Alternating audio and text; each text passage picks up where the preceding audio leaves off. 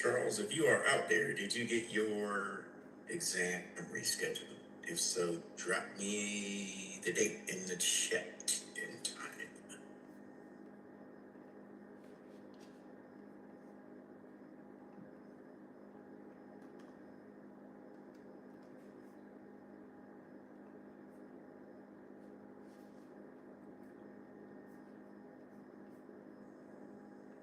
He said, my bad, got distracted.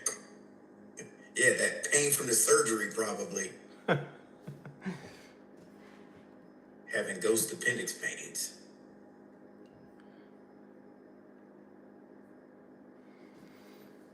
Hope you're feeling better, though.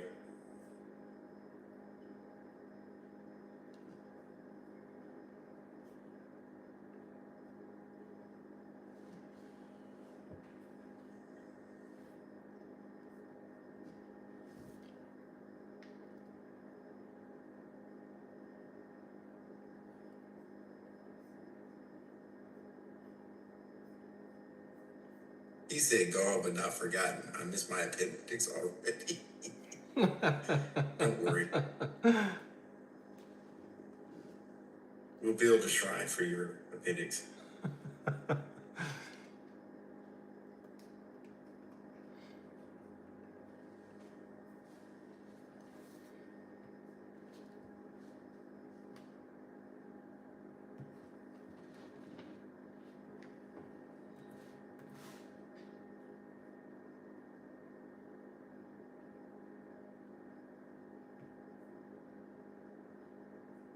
The name of the mail server is mail.example.com. At this point, if you needed to send mail... People can get crazy trying to stop a cyber attack. Charles says, he wouldn't let me keep it. So sorry, Michael. We won't be able to offer it. Yeah. Crazy. Skip button. Or don't. Watch me skip.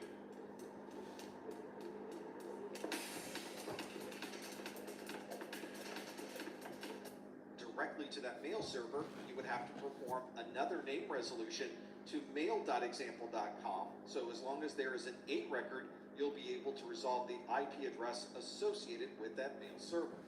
On some DNS servers, all right, everybody, make sure you take 10 minutes. Let's take 10 minutes. I think we skipped right past that, so get back in 10 minutes. To be made in a web-based front end. Here's an example of one of those web-based front ends where we are modifying the mail record. You can see that the name is mail. It specifies the specifics of where that target name is for the mail record, and you can see the time to live, in this case, is 15 minutes on this DNS server. Another useful record type on a DNS server is a text record, or TXT record. This provides human-readable text information, and it's used for many different purposes. One of the more common uses of a text record is to configure the SPF information. This stands for Sender Policy Framework, and this is a way that we can tell our DNS server what email servers are authorized to send mail on our behalf. This is to prevent someone else from building their own mail server and sending mail with your name associated with it. The mail servers that receive these email messages will refer back to the SPF record that's contained within your DNS server in a text record, and they will verify if that mail really came from an authorized host. These text records can also be used for DKIM. This is the Domain Keys Identified Mail, where we are digitally signing the emails that we are sending to another location. And when those emails are received, that digital signature can be verified. But to be able to verify that digital signature, we need the public key that is associated with that signature itself. And the text record in our DNS server is where we're going to store that public key. Here is the SPF text record and the DKIM text record from my DNS server. The SPF record shows ProfessorMesser.com, and it shows a specific mail server that is allowed to send mail on my behalf. In this case, it's the mail server at mailgun.org. And of course, to verify the digital signatures, I also need a DKIM text record. You can see that this public key is quite long, but it is all text information, which makes it perfect to put inside of a DNS text record. Another important record is a record that specifies where the name servers are for your particular domain. These are obviously extremely important servers, especially if you need to perform name resolution. These are name server records, or NS records. You can find these NS records listed as individual lines that specify where those name servers happen to be located. For example, in this domain, you can see there are two name servers listed. One is ns1.example.com and the other is ns2.example.com. And the last record we'll look at is a pointer record, or PTR. Whenever we're performing a query to a domain server, we're usually asking it for the IP address associated with a fully qualified domain name. For example, we'll tell the name server that we'd like the IP address for www.professormesser.com. But you can also perform the reverse lookup, where you're asking the DNS server to provide you with a name by giving it an IP address. To be able to perform that reverse lookup, you need a separate record that provides that reverse information, and that record is the pointer record. For example, on this DNS server, we have a number of pointer records, 3 different ones listed for joe.example.com, www.example.com, and bill.example.com. You'll notice there's a number associated with each of those, and that refers back to the IP address associated with that particular subnet. In the DNS configuration, those IP addresses are shown in reverse. So this is for the IP address 192.168.23.2 is joe.example.com. 192.168.23.15 is www.example.com. And 192.168.23.17 is bill.example.com. If we then perform a reverse DNS query to this server, and we're requesting the IP address of 192.168.23.15, we will receive back the response of www.example.com.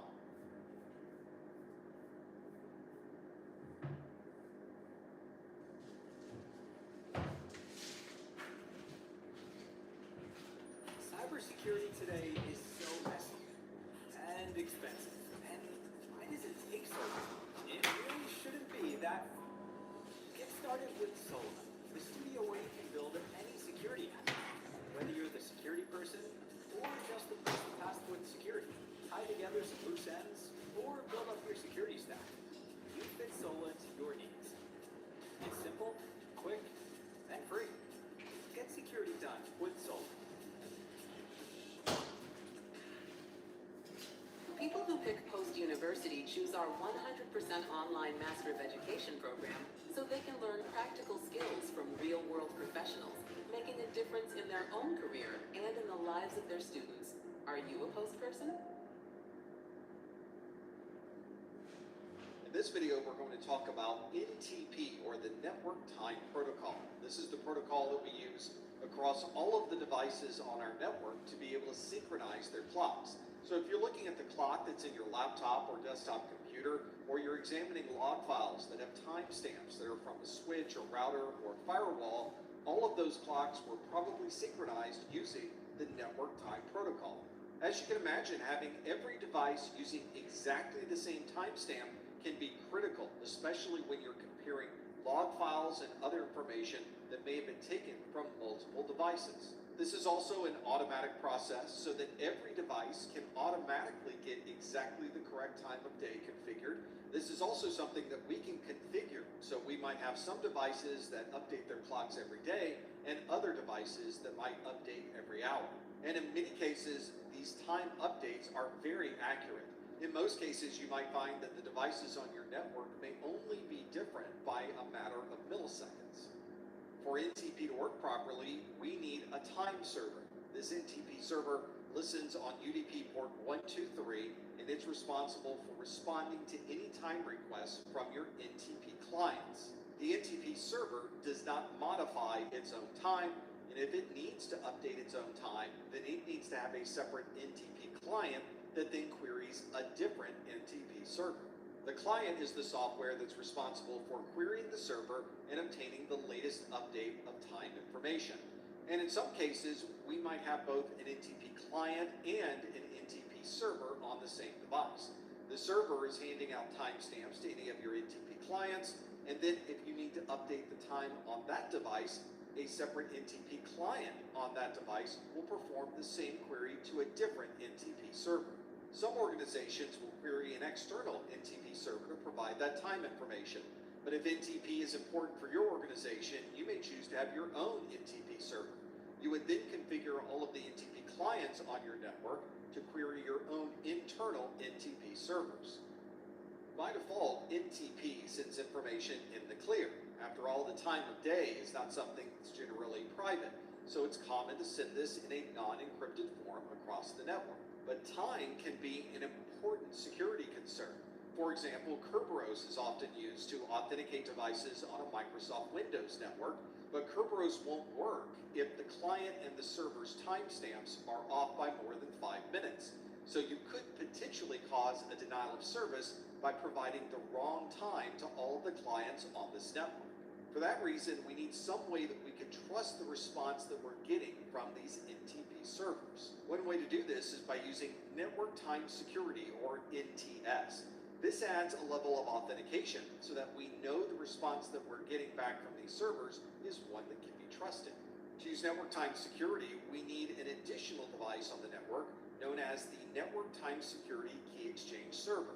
This is a server that's responsible for authenticating the clients and making sure that they all have a cookie that can then be used to perform the NTP query. So this now turns into a two-step process where we first obtain the authentication details and then provide that cookie to the NTP server. Here's a better view of this. We first have a TLS handshake that occurs between the client and the NTS Key Exchange server, and then we can request a cookie from that server and then receive it in that response. From this point, we can perform the NTP request to an NTP server, but we include that cookie information to show that we have authenticated to the Key Exchange server. We can then receive the NTP response, and we now know that we have a valid timestamp from a trusted server. With a local NTP server, we can get accuracies down to around 10 milliseconds. But in some environments, we need very precise time synchronization, and we can do that by using Precision Time Protocol, or PTP. This is a hardware-based time synchronization that provides granularity down to the nanosecond. This is especially important for industrial uses. You need to make sure that the timestamps across all of these devices are very precise. PTP often requires a separate piece of hardware that is separated from our operating system and any of our applications. That means that it has its own operating system, and it can run without any delays from any type of third-party process, and it can provide the most accurate timestamps for all of your devices.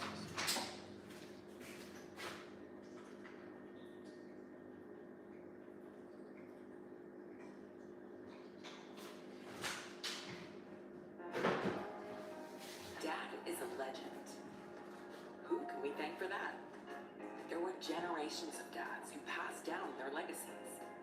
Discover who they were and how they led to you with an Ancestry Family History membership. See your roots and where those stories came from with an Ancestry DNA kit. Put them together and there you are. Get started today at Ancestry.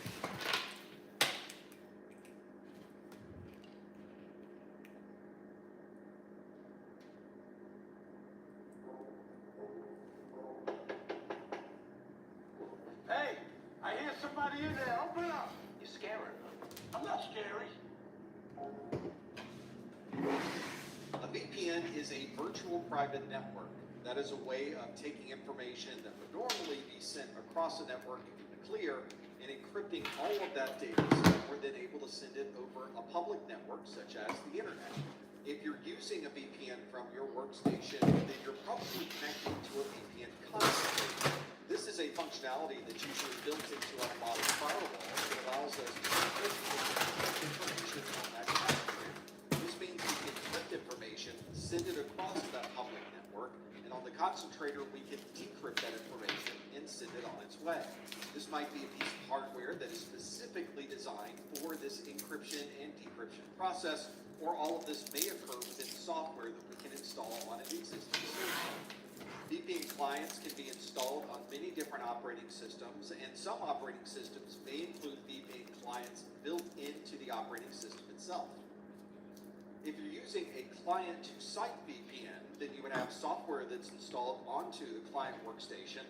That client workstation would be communicating back to a central site.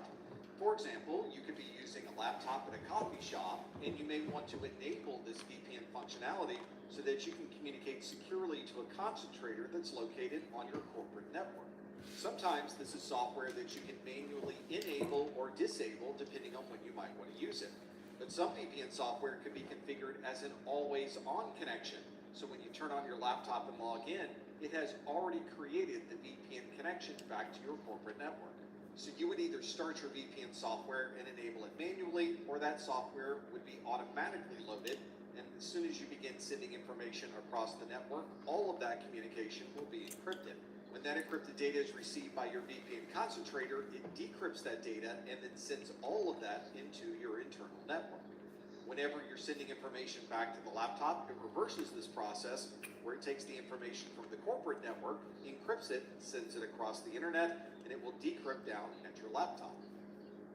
Another type of VPN connectivity is between different sites. This is a site-to-site VPN where all of the communication between one site and another is encrypted over this VPN tunnel. This is something that's commonly used as an always-on connection so that you can be assured that everything between those locations will always be encrypted. This is usually built into an existing firewall. So you would turn on the VPN concentrator function on each firewall at each location, and you would have all of the data sent between these locations traverse this encrypted tunnel. Of course, the concentrators will be decrypting this data on either side of the connection, so the users at the different remote sites have no idea that this data is being encrypted between the two locations.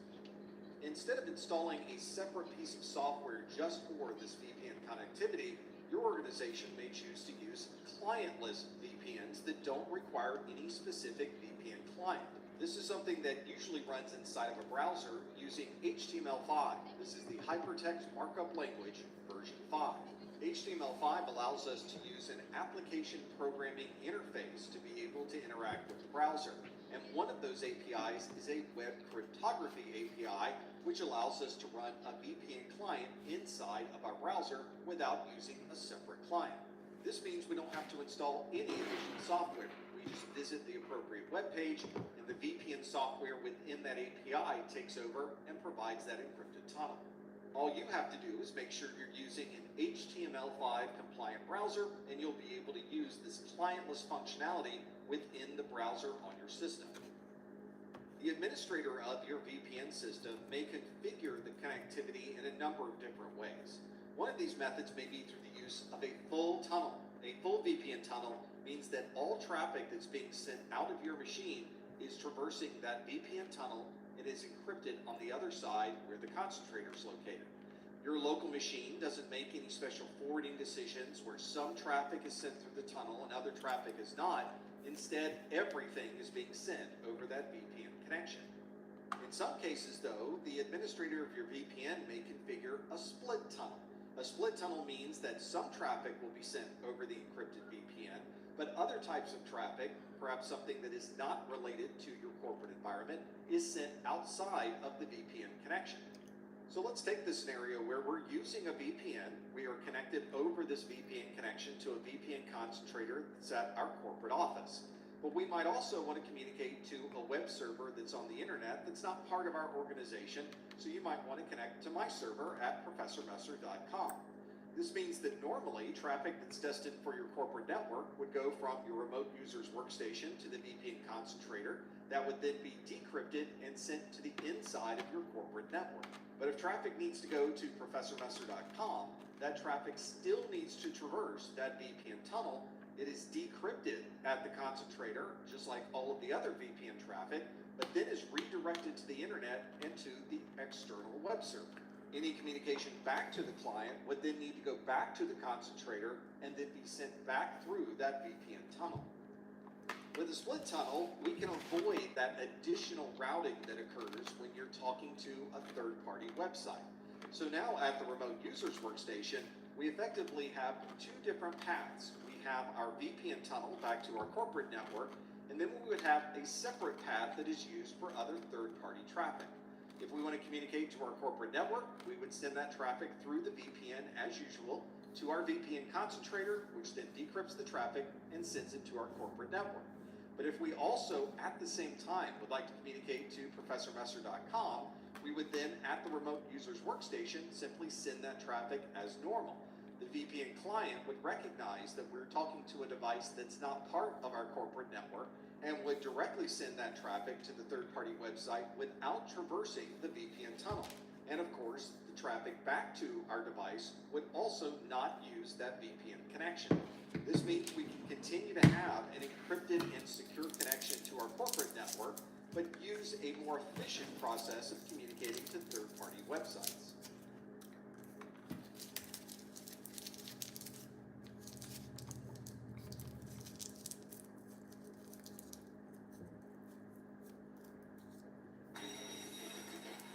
People can get crazy trying to stop a cyber attack. If you've done anything in networking relating to switches, routers, firewalls, or other devices, then you've probably connected over the network to a terminal or console. To do this over an encrypted channel, you use a protocol known as SSH. This is Secure Shell. This allows you to use this terminal screen to a remote device, but all of the traffic sent over the network is encrypted. This means you can put in your username, your password, and all other information, and no one else will be able to capture that traffic and see any of that important data. Secure Shell operates using TCP port 22, and it's designed to replace a protocol known as Telnet, which uses TCP port 23.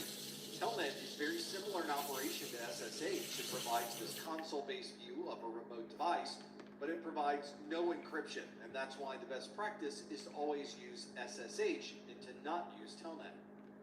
Working at a command line is useful, especially on devices that support it, but occasionally you need to be able to provide remote access to a graphical front end. You can do that by using some type of remote sharing software so that you can be at a remote location, yet still see and operate the same desktop as someone who's sitting directly in front of that computer. If this is a Windows computer, then you're using RDP, which is the Microsoft Remote Desktop Protocol, that allows you to connect to a Windows machine and be able to access and use the front end as if you were in front of the actual monitor and keyboard. If this is a Windows computer that you're connecting to, you're probably using RDP, or Microsoft Remote Desktop Protocol. This allows you to remotely control a Windows machine, either from another Windows machine across the network or by using Remote Desktop Protocol clients that are available for nearly any other operating system.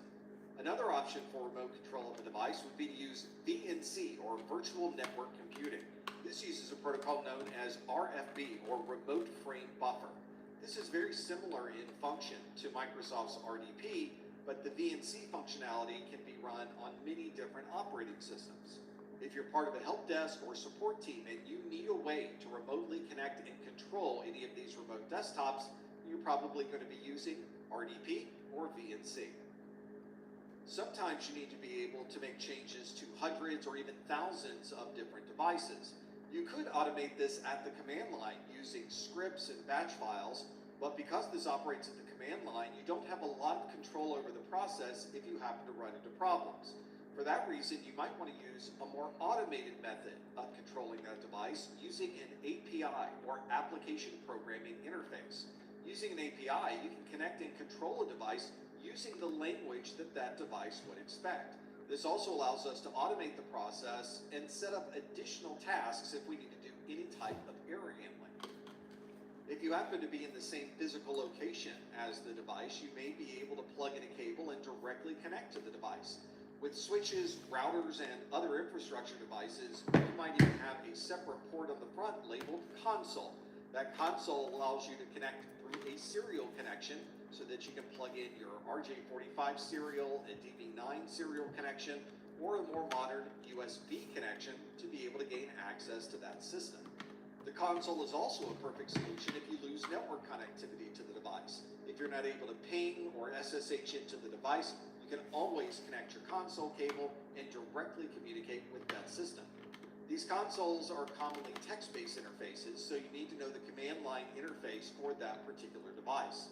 These console connections are commonly serial connections, so we will need a laptop or desktop computer with a serial port, or we will need an adapter that can convert between USB to a serial connection. Instead of individually connecting to devices, some organizations will create a jump server that allows you to connect to one device. From there, you can jump to the other devices within that particular organization. This means from your external device, you would use some type of VPN tunnel or SSH connection to initially connect to the jump server. Because this jump server is often an externally facing device where anyone on the internet could potentially connect to that system, this needs to be very hardened. We need to be sure that we're using authentication with multiple factors to be able to prevent anyone from brute forcing their way into that jump server. From our external client, we would use some type of third-party software, VPN, SSH, or some other secure mechanism to gain access to the jump server. Once we're on the jump server, we can then connect to all of the other devices within that organization without having to set up separate connections for each individual device. We obviously need to be sure that this jump server is always kept up to date with security patches and that we provide a high level of authentication to prevent any third parties from gaining access to the inside of this private network. The console connection on a switch, router, or other device allows us to directly connect, but very often we're located in a different network at a different facility, and we still need some way to gain access to those systems. Fortunately, most devices support in-band management, where you can assign an IP address to that device and then connect to it using SSH or a web-based front end. Sometimes this in-band management is a separate interface on the device. Other times it's built into other interfaces that already exist on that device. When configuring that switch, router, or other device, you would provide it with a management IP address, subnet mask, and other important networking details. And from that point forward, you can connect to this device across the network. Usually this device has a web server running internally to the device, or it may be using an SSH server so that we can connect from our SSH client. Here's an example of a switch that not only has a serial console connection that you can directly connect to, but it also has a separate 10.100.1000 management interface. This is the interface that you would assign an IP address, and then you would connect your network directly to that interface. From that point, you can simply reference the IP address and be able to connect to the device across the network. If in-band management is using an IP address that we connect to through our existing network, then out-of-band management is using a serial interface that does not use our existing network. Commonly, this would be something like a separate management or console interface that we plug into using that serial connection. On more modern devices, you might find this to be a USB connection. This separate console or COM port on the device also allows us to connect a modem. So we might use a standard phone line, connect a modem to that phone line, and be able to dial into that device even when the network happens to be down. In some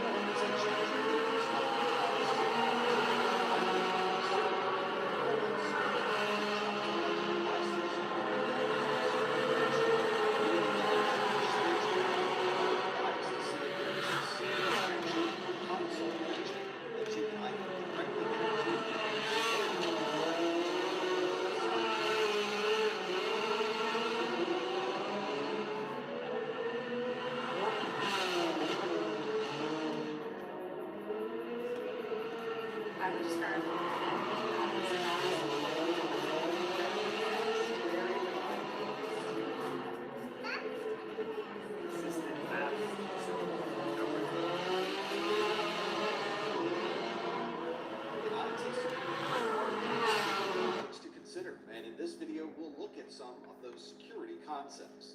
We'll start with the categorization of data. If data is transferred across the network, we refer to that as data in transit. You'll sometimes hear this referred to as data in motion. Anytime you have information that's being transferred over a wired or wireless network, you have data in transit. Most of the devices that we use in our network infrastructure are designed to get information from one place to another and not necessarily to protect that data. When you're sending information through a switch, a router, or some other network device, its primary process is to forward that traffic to the next location. The requirements for security would come from other devices, such as firewalls or intrusion prevention systems. These are systems that are designed to monitor the traffic, decide if traffic should be forwarded or blocked, and then look inside the traffic itself to make sure that none of that information is malicious. We might also include additional security to data in motion through the use of encryption. Two very common encryption types are TLS, which is Transport Layer Security, and IPsec, which is Internet Protocol Security. If you're saving information to a hard drive, an SSD, or any other type of storage device, we refer to that data as data at rest. One common way of encrypting data at rest is to encrypt the information as you write it to the storage drive. This means that if someone gains access to that storage drive, they would have the encrypted files, but they would have no idea what that information actually is. Some different types of data at rest encryption would include the entire disk using full disk encryption. You might encrypt just one single part of a database or an entire database of information, or you might encrypt individual files or folders in the file system of that operating system. And in most cases, we're applying different security policies to the data that we're storing on these devices. For example, we might create access control lists, or ACLs, that would determine what users have access or no access to a particular type of data. This would allow the system administrator or the owner of the data to determine who has access to that information. These security controls are usually part of our operating system, and we can apply it to any data that might be at rest. One of the challenges with security on any network is maintaining the control and management of all of the different encryption keys and certificates. We refer to the policies and the control of all of these different certificates as a public key infrastructure, or PKI. If you're creating digital certificates, encryption keys, or any other type of digital security, you'll want to rely on the policies you configure as part of your PKI. As you can imagine, a PKI is not a small part of your security infrastructure. There's usually quite a bit of work that goes into the creation of a PKI, and there's often changes and updates to that policy as time goes on. Many organizations will begin building out their public key infrastructure when they start adding encryption keys to web servers or signing public certificates to individual users or individual devices. The PKI then becomes a requirement for maintaining and managing all of these different security assets for the entire organization. One challenge that many organizations have is applying a level of trust towards a user or a device.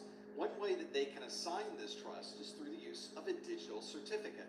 Digital certificates are often digitally signed by a central certificate authority, and that's what adds the trust to these individual certificates that are then deployed to users or devices. Instead of having a centralized certificate authority, some organizations will use a more distributed form of trust called a web of trust. With a web of trust, if A trusts B and B trusts C, then A can also trust C. This process of creating certificates, a certificate authority, and then providing digital signatures for those certificates is often built into central operating systems. For example, the certificate process is built into the Windows domain services. There are many third-party options that you can use for many different operating systems. One of the more common ways to provide this trust in an organization is through the use of a certificate authority. This is a centralized authority that all certificates start from. This means that if anything is signed ultimately by this centralized authority, you can trust it anywhere in your organization. It's the final folks. This one brings this area. Struck out with the cheap seats. Important things aren't worth compromising. At Farmers, we offer both quality insurance and great savings. Here, take mine. We are farmers. Those are statues. People who pick Post University choose our MS in Counseling and Human Services because they want flexible classes that are on their schedule and on their budget, so they can help themselves while they help others. Are you a Post person? Some organizations will build their own certificate authority within their organization, but other times they may use a third party as an independent authority. Whether this CA is a trusted internal resource or it's a trusted third-party resource, the CA is responsible for the trust that we have in all of the certificates that we create. And since the certificate authority is digitally signing all of these certificates, Anyone can examine a certificate, see who signed the certificate, and then determine if that is a signature that they can therefore trust. On the internet, it's useful to have a third party provide trust. That way, anyone in the world can reference that certificate authority and know that there's a trust associated with those digital certificates.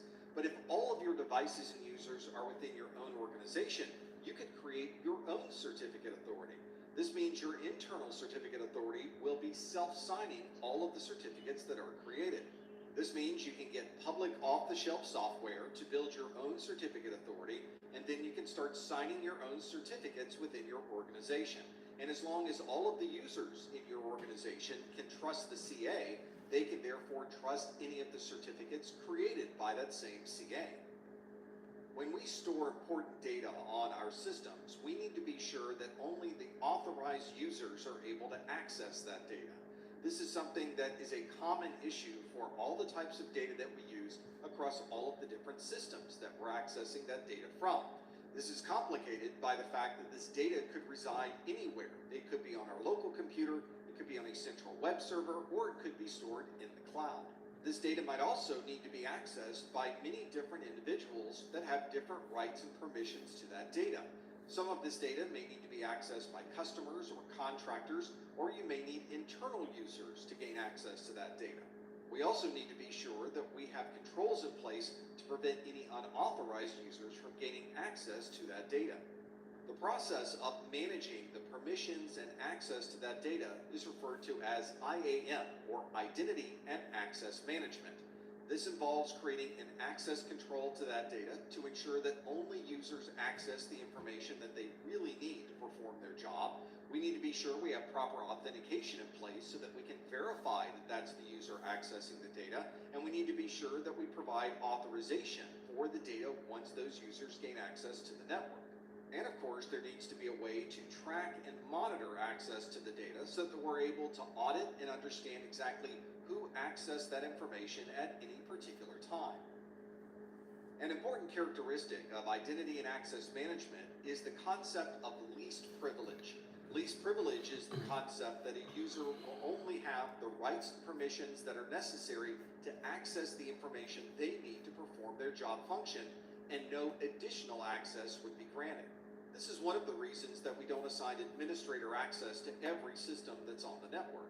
We need to be sure that we are limiting how much access a user might have to an application or to data, and we need to be sure that the applications that we're using have just the right access for that particular job function. If you give users too much access to data, for example, give everyone administrator access, then everyone would be able to access any type of data at any time and be able to control it in any way they would like.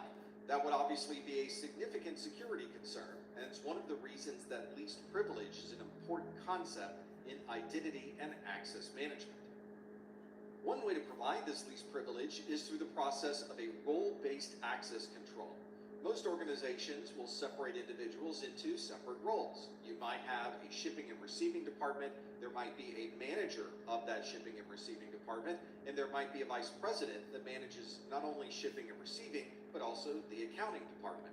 Each one of those users has a particular role within the organization, and their rights and permissions will be different depending on their role. With role-based access control, the administrator of the network determines what type of role an individual might have and what permissions they have. The administrator would then assign users to each permissions. So there might be a shipping and receiving role for the people performing those functions. There might be a manager role for shipping and receiving. There might be a vice president role across the entire organization.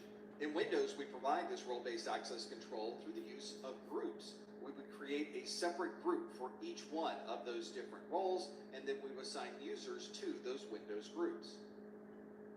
Another way to limit access to data is through the use of a geographic restriction. This means that we would identify where a user happens to be, and then we can assign different rights and permissions based on where they may be located. This can sometimes be done with an IP address. If somebody's connecting over a VPN, they might be assigned an internal IP address, and we might provide them with the rights and permissions that are expected for someone that's connected to our local network. But if they're connecting from a different state or a different country, we might want to change the type of permissions that user might have. Your home is your happy place until you come back to bad odors. Use Febreze plug-in. It has a microchip that alternates between 2 scents to fight odors and provide freshness for up to 50 days. Try Febreze Plug. All right, how's everybody doing out Oh, there? you ever what? My team's transformer-based AI model. Then, using contextual data helps customize your experience in real time. That's how it's done. That's technology at Capital One. All right. Are not always the most accurate, so there might You be need something? other I ain't ways here. to determine Just getting your class set up for Sec Plus right now. Mike says I'm on baby duty. GPS or the global positioning system to determine where a person might be in the world. If GPS is not available, we might want to use the name of the wireless network where someone's located, and often we can determine the location of the access point to determine where the user might be. You need to take 10 minutes. Go ahead and do We can stuff. then start assigning rights and permissions to where that user may be located. We refer to this as geofencing. Geofencing takes into account where a user might be and then allows or disallows access to information based on a physical location. For example, certain data within the organization might be very sensitive, and you may only be able to view that information if you happen to be located in the corporate headquarters building itself. If you're outside of the building, you may not have access to that data. Many organizations will supplement their physical security through the use of cameras. Sometimes we refer to this as CCTV, for closed circuit television. This is a very common security technology and one that is implemented in nearly every organization. Some of the more modern cameras can not only provide motion detection so you know if anyone happens to be in a particular area, but they might also be able to read license tags or be able to identify a user based on facial recognition. Usually there are many different cameras deployed in locations around a building or a campus, and all of those cameras are networked back to one central point where they can store this information over a long period of time. This allows the administrator to go back in time and view every video feed that may have captured information during a particular time frame. And if we're talking about physical security, we're also going to talk about door locks. A conventional lock uses a physical key to be able to gain access, and it may include additional security through the use of a deadbolt. Larger environments might have electronic readers where you would put in a personal identification code to gain access to a door, or there might be a token-based access such as the RFID badge associated with this electronic reader.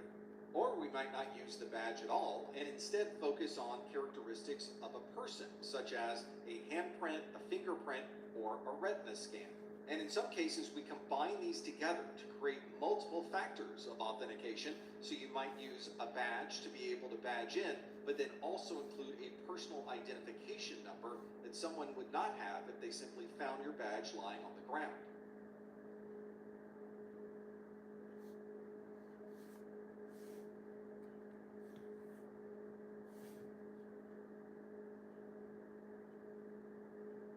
Many of us are very familiar with the process of authenticating. We put in a username, a password, sometimes there's an additional authentication factor, and that provides us access to a system. But behind the scenes, there is a lot more happening. So let's dive into the process of authentication. The process of authentication uses something called the AAA framework. We'll look at all three of the A's associated with the AAA framework in a moment.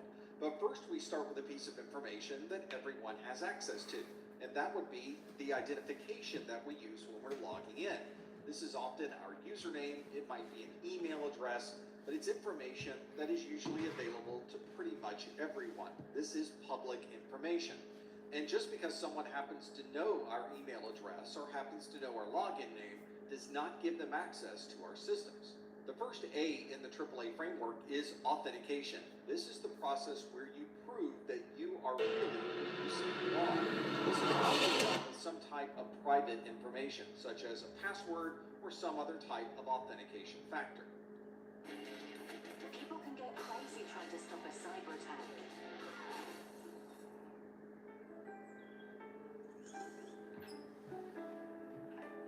Acronis, take the headache out of IT security. Let zero price help you invest and save for opportunities ahead. For solutions that have delivered. Once you go through the authentication process and you prove that you are who you say you are, we now need to be sure that you're provided the access associated with that particular user. This is provided through the second A in the AAA framework, authorization. We need to be sure that you're provided the proper access to files, directories, or areas of the network based on who you say you are. And of course, we need to be sure that we track the people that are logging in and the people that are logging out. We do that through the third A in the AAA framework, or accounting. We want to be sure that we document when someone logs in, logs out. We also want to be sure that we document when someone does not complete the authentication process properly. There might also be other pieces of information associated with identification, authentication, or authorization that we might also store as part of this accounting process. There may be many different processes that occur behind the scenes when you provide your username and password.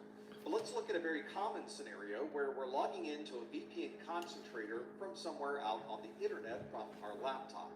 We will need to send this VPN concentrator. Hey, how are you doing? Much appreciated. Who we are. We need to provide a username, a password, or some other type of authentication factor. This is usually sent to a AAA server, which contains all of this username information, stored passwords in a protected form, and anything else that can help prove that we really are the person we say we are. If the information that we've provided matches what's contained on the AAA server, that server will send a message back saying that those credentials have been approved.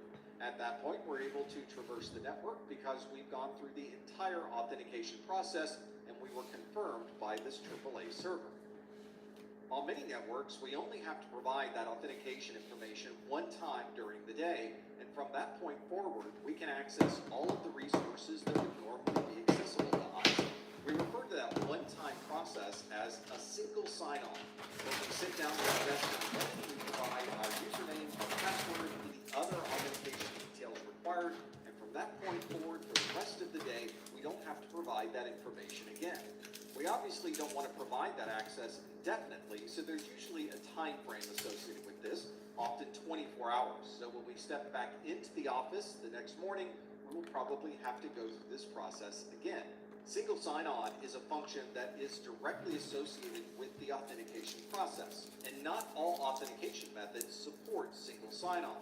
So you want to check with the authentication method that you're using to see what options might be available for SSO or single sign-on. One very common protocol used during the authentication process is the Remote Authentication Dial-In User Service, or RADIUS. RADIUS has been around for a very long time and is supported on many different operating systems and many different devices. And although it has the word dial-in in the name of the protocol, it is a protocol that can be used on our modern networks as well. So when someone is logging into their VPN concentrator, their concentrator may be communicating to the AAA server using the RADIUS protocol. This could also be used for other authentications, such as authenticating with the server or logging into your wireless network using 802.1x. And because RADIUS is so well supported across so many different operating systems, it's common to have this as an option on most authentication systems. So if you're installing a new VPN concentrator or a new firewall, you may see RADIUS as one of the options available for authentication. Some authentication databases are effectively a list of usernames and passwords. And although that can be a useful way to store authentication details, it doesn't tell us anything about who that user might be or where they might be located. To provide additional context, we might want to use a more capable way to reference these details. For instance, we might want to use the Lightweight Directory Access Protocol, or LDAP. LDAP is a way to read and write information from a centralized directory on the network. This is very similar to a phone directory or a phone listing, where you can search for users, you can look up different departments, and you can find information based on a phone number. LDAP is also a well-established standard. It was created by the International Telecommunications Union, or ITU, and it uses a standard known as X500.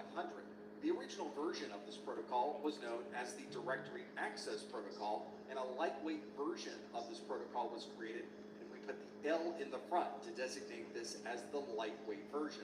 So if you're using Windows Active Directory, you're logging into an Apple Open Directory system or a Novell eDirectory, you're probably using the Lightweight Directory Access Protocol, or LDAP. I mentioned that LDAP allows us to add additional context to a particular user or particular device. We do this by using this standard known as X.500. X500 allows us to associate attributes to a user or to a device. For example, let's say that we have a web server. Obviously, this web server has a name. It may be called Widget Web, and by itself, we know that we can use that name to reference that web server. But it would be nice to have more context about where that server was located, who owns that server, and where that server might be maintained. So we might add additional attributes to that particular server's name. For example, we can add an organizational unit name. This particular organizational unit is marketing, which means this web server is managed by the marketing department. It may be part of a larger organization known as Widget. That organization may be located in London, and it may also be part of the widget.com network. Having this additional context allows us to understand where the server might be located, who manages the server, and where we can go to find out more information about that particular device.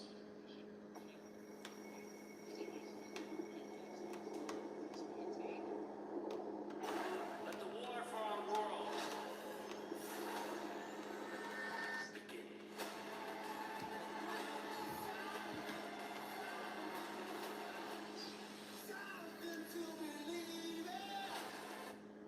With these attributes, we can now start to build a hierarchy of information associated with that device and all of the other devices and users in our network. We can then build a tree containing these objects that we've built in our LDAP database.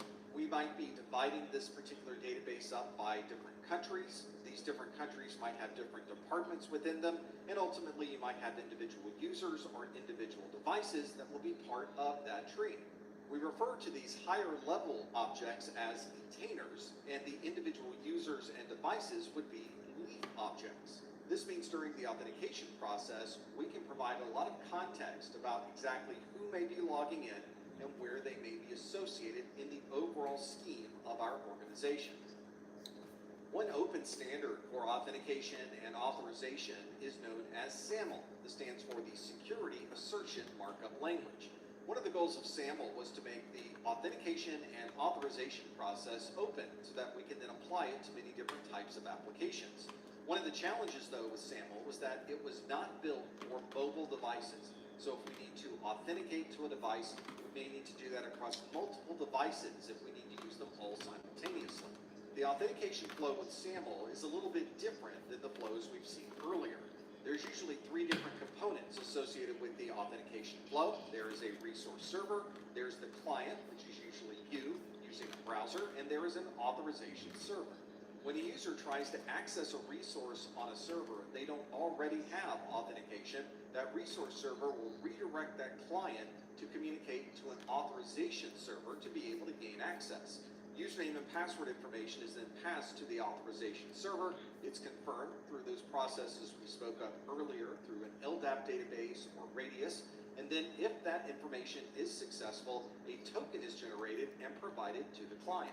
The client then proves that they've authenticated by presenting that token to the resource server. And the server will confirm that based on the cryptographic signatures and then provide an access granted information back to the client. And one of the last authentication protocols that we'll look at is known as TACACS. This is the Terminal Access Controller Access Control System. This is another authentication protocol that's been around for quite some time. It was originally used to control access to dial-up lines over modems at ARPANET. The latest version of TACACS is known as TACACS Plus, and it's one that was very commonly associated with Cisco devices. And even today, people consider TACACS Plus to be a very Cisco-centric authentication method. However, many aspects of TACACS and TACACS Plus were made public and an open standard in 1993, and today anyone should be able to integrate TACACS Plus within their authentication system. It's very common during the authentication process to provide login details such as your username and password. But of course, someone else could have access to that information, so very often we have other authentication factors that we need to provide. When we're adding additional factors to the authentication process, we refer to that as multi-factor authentication. This means we may need to provide a password There might be a mobile app with a particular number that we need to provide, or we might be including GPS details that show that we're located within the corporate facility itself. Some popular multi-factor authentication factors might be something you know, that might be a password, something you have, that might be your mobile phone with the app that you're using. It might be something you are, such as a biometric reading, for example, your fingerprint, or it might be somewhere you are, which would certainly be a GPS location. One or more of those could be used during the authentication process to help prove that you are really who you say you are. The factor of something you have is often associated with a TOTP. This would be a time-based, one-time password algorithm that is integrated into an app that you might have on your mobile device. This usually has a secret key associated with it, and it uses the time of day to be able to provide what is considered to be a pseudo-random type of numbering system. This number tends to change occasionally, so every 30 seconds, you may get another randomized number that appears on the screen. In reality, this is not a randomized number. It's a number that only seems to be random, and it's a number that is expected by both sides of the authentication process.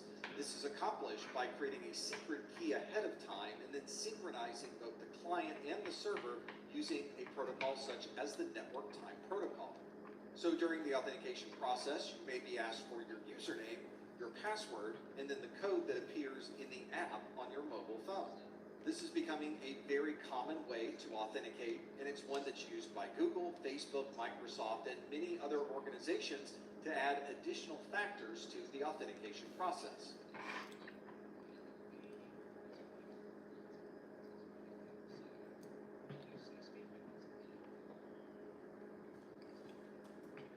Tackling your security concerns starts with a prompt.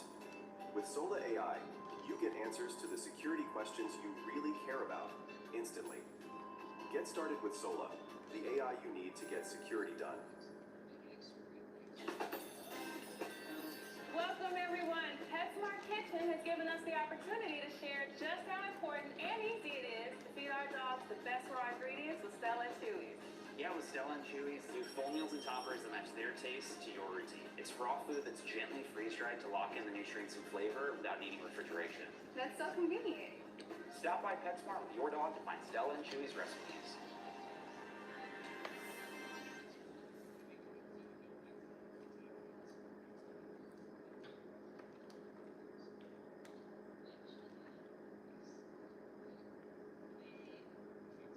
In IT security, there is a constant fight happening between the attackers and the folks that are being attacked. And one of the ways that we can learn more about our attackers is to watch the attacks themselves. One of the ways that we can do this is through the use of a honeypot. We know that these attacks are often not a human being who's typing into a keyboard interactively. Usually these are scripts or programs that are designed to attack many different systems simultaneously. So one of the things we could do is to create a virtual network with virtual servers and virtual components that would be very attractive to one of these attackers. We're effectively leaving out this virtual honey that hopefully will attract this attacker's sweet tooth. If you want to see what people are using as a honeypot or you'd like to build your own, there are many open source versions available that you can install on your own systems. The attackers, though, are very good at determining what might be real and what might be fake. So there's a constant battle to build the best possible honeypot so that you can attract the attackers and be able to watch what they're doing during these attacks.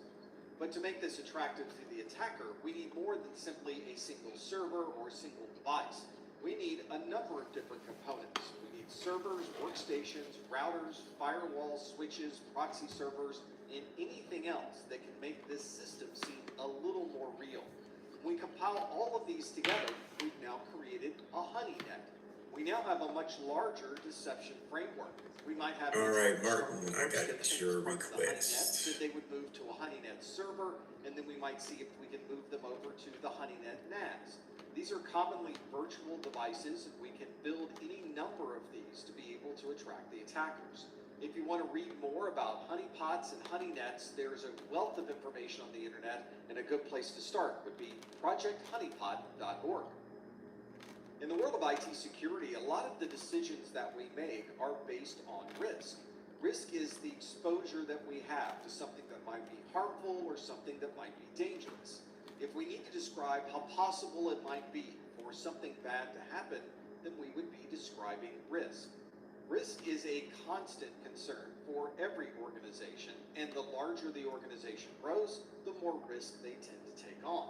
We would always want to consider how risky a situation might be during the process of expanding, adding new applications, making changes to a configuration, or anything else in our organization that might open us up for attack.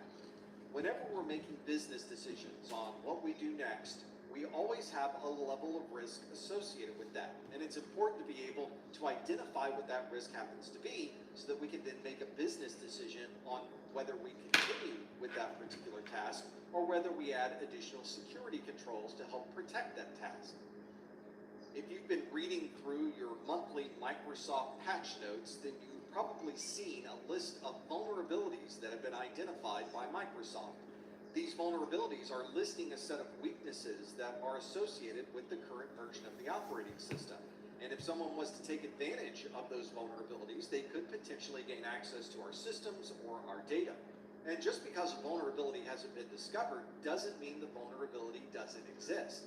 Researchers are identifying vulnerabilities all the time that may have existed in an operating system for months or even years. And of course, there are many different types of vulnerabilities. There might be a vulnerability associated with the type of data that could be injected into a data stream. Maybe the authentication process that's being used for the operating system has a vulnerability or a flaw that would allow someone to gain access to your system. Or maybe there's data that's exposed or security misconfiguration. All of these can be categorized as a vulnerability. Identifying that an operating system has a vulnerability is not the same thing as someone taking advantage of a data breach. The data breach itself is described as an exploit. This is when someone takes advantage of the vulnerability to gain access to a system or gain access to data. Usually, the exploit is taking advantage of that vulnerability, and there may be many different ways to accomplish this. This might be a relatively straightforward exploit where a username is embedded within the code and we can use that username to gain access to the system. Or it may be a relatively complex series of tasks that an attacker needs to complete before gaining access to that operating system. The threat is what is used by the attacker to exploit that vulnerability. Threats can also be things that might be accidental. For example, a fire or a flood could certainly be a threat to an organization's building. But threats in our local area are things that we often understand and we can prepare for. On the internet, many of the threats to our systems are coming from somewhere outside of our organization. So if your operating system has a vulnerability, there may be a threat agent that takes advantage of that vulnerability by creating a threat action. This threat action will exploit the vulnerability and allow the attacker to gain access to the system. The results of that entire process means that an attacker could cause a system to become unavailable, or they may gain access to private information, or perhaps make that information available to others on the internet. To be able to combat these attacks, we rely on three fundamental principles of IT security. We refer to these as the CIA triad. This is sometimes referred to as the AIC triad to be able to differentiate it from the CIA, Central Intelligence Agency of the U.S. federal government. The C in the CIA triad refers to confidentiality. One way that we can help protect our data is to make that data confidential. We can create data confidentiality by restricting access to the data or perhaps encrypting the data. Another leg of the CIA triad is integrity. Integrity means that the data that we are referencing has not been modified by any third-party means. For example, messages sent across the network can't be modified unless there's some type of detection in place. We commonly associate digital signatures with the integrity arm of the CIA triad. And of course, one of the core principles, not only of IT security, but information technology in general, is availability. We want to be sure that all of the security that we're applying towards our data and our systems doesn't affect the overall access and availability of those systems themselves. And for most people in information technology, we understand that the importance of maintaining these systems and security involves making sure that they are available to anyone who needs access.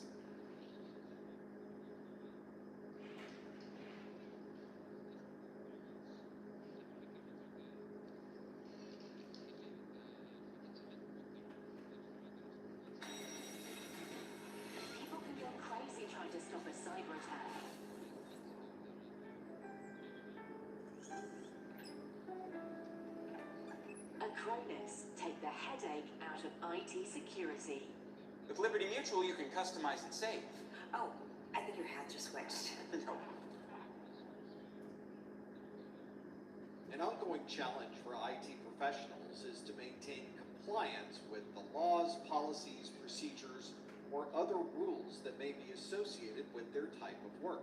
Some compliance requirements are brought on by the type of business that someone might be in, but other compliance is brought by laws associated with state, local, or other agencies. And in some cases, not following these compliance requirements may result in fines, incarceration, or a loss of employment. And these compliance requirements may be wide-ranging. It may be something that is a national, territory, or state law, or there may be domestic or even international requirements that have to be followed. In many geographic areas, one type of compliance is associated with data localization. This means that any data that is collected by that country must stay inside of that country. An example of this can be found in the GDPR. This is the General Data Protection Regulation that is associated with the European Union. There are a number of rules associated with how data should be stored and where data should be stored.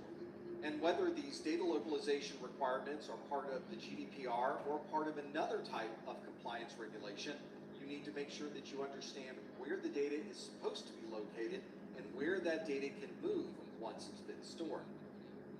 But the General Data Protection Regulation, or the GDPR, involves much more than just where the data can be stored. This is a regulation that's associated with the protection and privacy of data associated with individuals that reside within the European Union.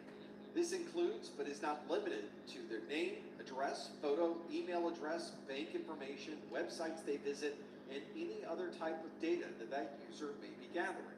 The GDPR states that any data that is collected on European Union citizens must be stored in the European Union. The users can, of course, decide where their data goes and can choose to have their data removed from sites if they prefer.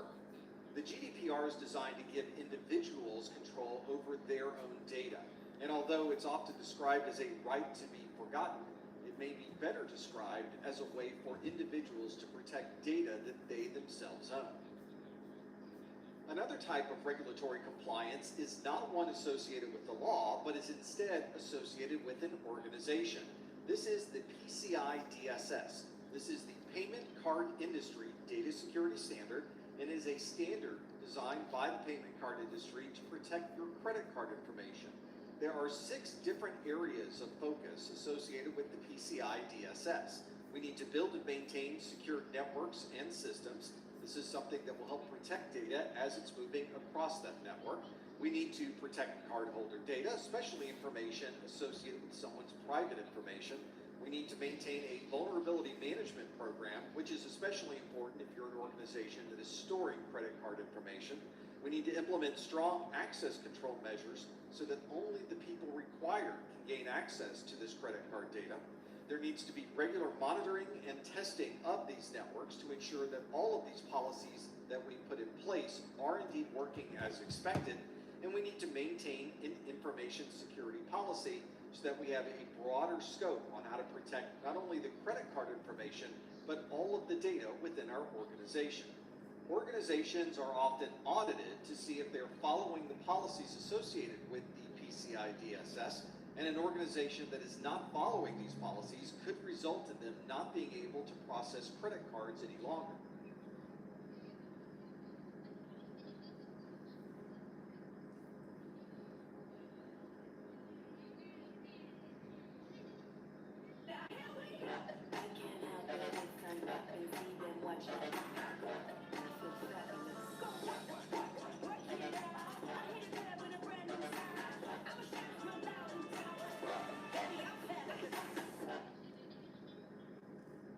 In IT security, segmentation can be a very valuable tool. We may want to physically separate devices from each other, or it may be a logical or virtual segmentation.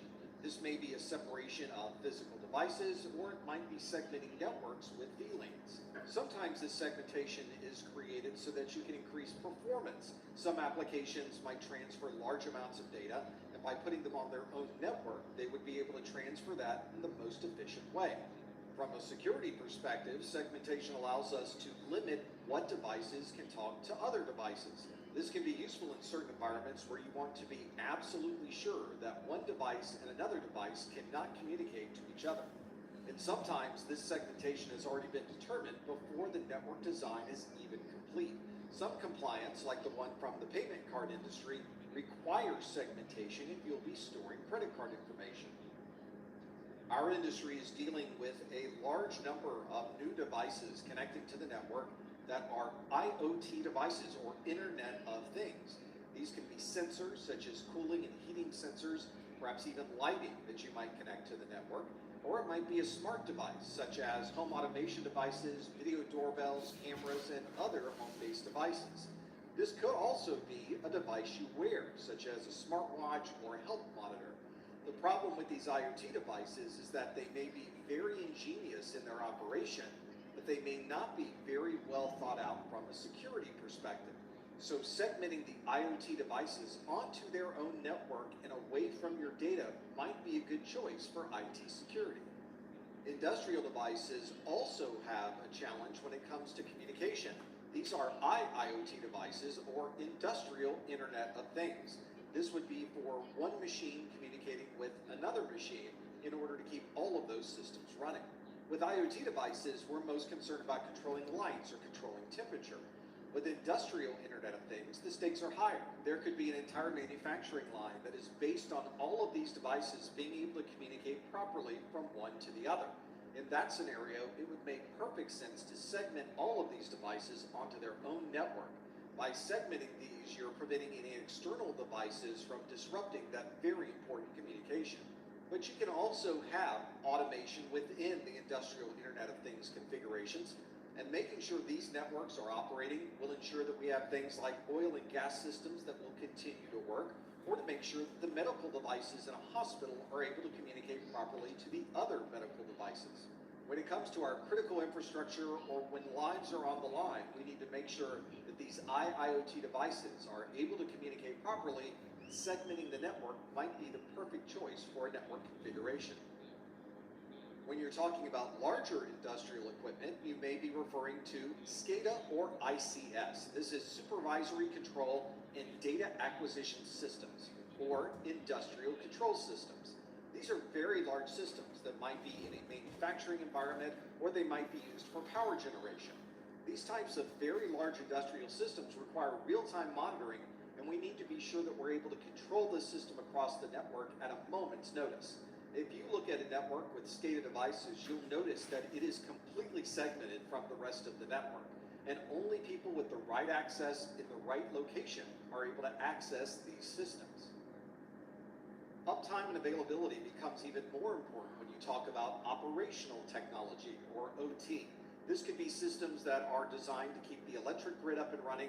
It might be for traffic control, or it may be an entire manufacturing plant that's running on this OT equipment. When a failure occurs in this type of environment, the results can be very wide-ranging. For example, if you lose traffic control, the traffic lights may not work properly, or they may not work at all. You may have situations where manufacturing plants have to shut down completely, or perhaps there are issues with the power generation systems and being able to distribute that power across the grid.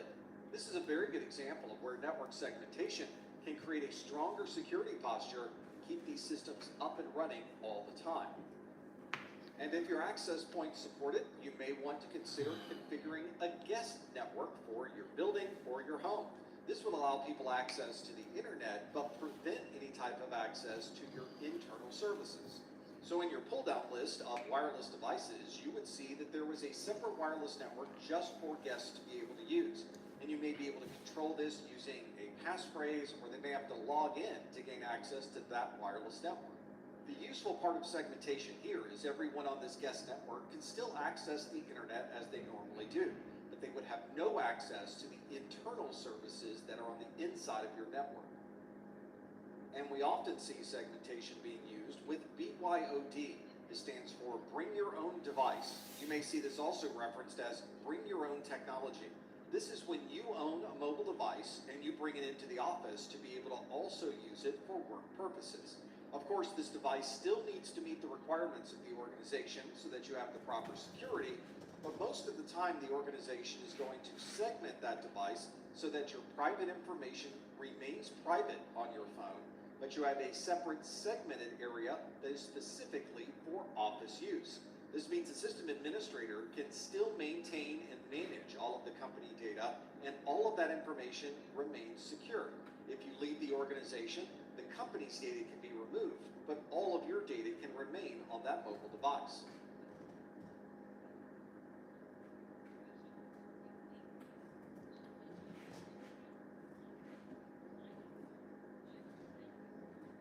Get Hulu Plus Live TV now. Take control of how you watch. Good morning, America. We've got you covered.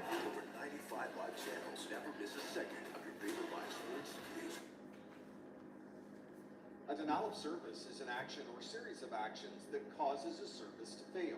Often this is an overloading of the system where others are not able to access because no resources are available on that particular system. For example, if someone was to overwhelm the capabilities of a server, that would certainly cause the server to become unavailable and therefore cause a denial of service.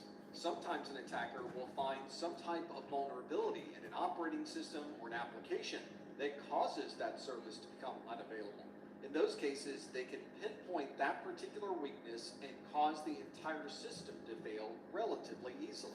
This is one of the reasons that we often say you should keep your system up to date with the latest security patches so you don't find yourself being taken advantage of by one of these vulnerabilities.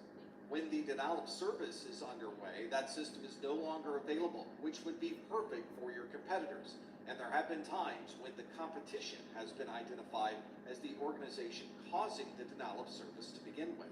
Sometimes this denial of service is a distraction.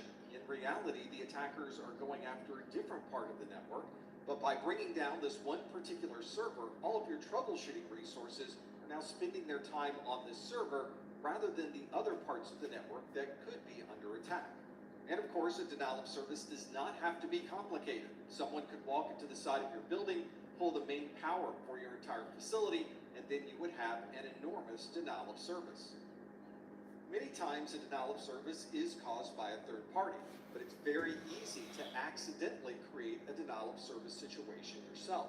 For example, if you were to connect multiple switches together with multiple connections and you were not using spanning tree protocol, you would be creating a loop on the network. This loop would cause more and more traffic to traverse the network, and very quickly you would find that the capacity of those switches would be completely overwhelmed. If your internet connection has limited bandwidth, then simply downloading a single Linux distribution could effectively cause a denial of service for anyone that needed to use that internet connection. You also have to think about the physical environment where your data center resides. Something as simple as a water leak or a leak from the roof could cause an entire section of the data center to become unavailable. Unfortunately, a large percentage of denial of service situations are caused by multiple devices all acting in unison to cause this denial of service situation. We refer to this as a distributed denial of service, or a DDoS. For example, a single botnet may be able to take over billions of personal computers and have all of those devices direct all of their traffic towards one single server on the internet. This type of coordinated attack from multiple devices that may be located anywhere in the world is a very common form of a distributed denial of service attack. And in that particular case, devices with very limited access to the internet could still manage to bring down systems with many more resources available. We refer to this as an asymmetric threat because the attacker has so few resources, and yet they're able to disrupt and bring down systems with many, many more resources. The attackers have also found ways to make their process so much easier when they're attacking someone with a denial of service. They refer to this as a DDoS reflection and amplification. With this attack, the attacker sends a little bit of information into the internet, and the internet is able to multiply that particular attack and send a much larger amount of traffic to the victim's device. Since this doesn't require many resources for the attacker, it's become a very popular way to overwhelm the capabilities of a particular remote host. The attackers have effectively taken the systems and protocols that we use every day and turned all of those against us. Protocols such as the network time protocol, domain name system, or the internet control message protocol can all be used to amplify the messages that are sent to the victim's computer. Let's take a look at what this amplification looks like before the attack actually occurs. A DNS query is one where a device is commonly requesting an IP address from a server. It's a relatively low bandwidth communication, and very little information is normally transferred. But there is information stored on a DNS server that can return much more information than simply an IP address. Here's an example of what this looks like. We're running the dig command with the any parameter to the name isc.org. And instead of simply receiving an IP address in return, we're getting information such as DNS key information that is embedded within that DNS server. These keys returned as part of this DNS query are normally used to verify a digital signature that's being sent out in an email. But in this case, the attackers are using this large amount of information to amplify the message that's being sent to the victim's machine. Here's how a distributed denial of service would look when you're using DNS amplification. This starts with a botnet command and control. This is the device that is managing the process of the distributed denial of service. That single device needs to include other machines that can add to this total amount of traffic. And the command and control machine is using a botnet to provide those additional hosts. This botnet is connected to the internet, where there are also DNS resolvers that are open and available for anyone to query. Also on the internet connection is the web server that will be the victim of this distributed denial of service.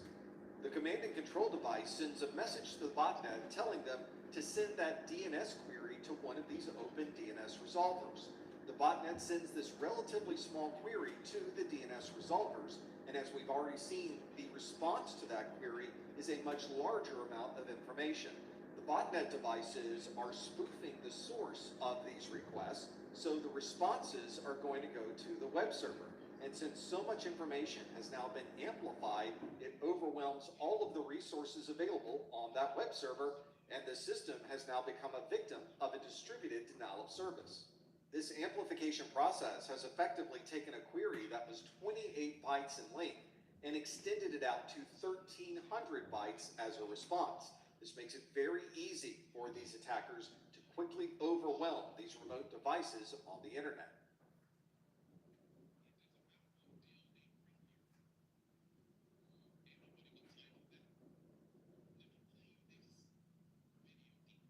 An irresistible scent combo. Game Tango scent boosters. CompTIA is the IT painkiller. Remote monitoring and management, remote access, help desk and ticketing, smart automations, patching, software deployment, scripting. And the amazing thing is that it does all this while still being easy to use. It's magical. Just this clean, intuitive UI where everything is where it's supposed to be and does what it's meant to do. Sorry, I get emotional. Not to mention, with predictive alerts, you solve real IT issues before they become IT problems. I'm sorry, I can't hear you over the sound of how awesome I am at fixing your computer. And with advanced reporting and analytics, management can finally understand why I'm the real MVP.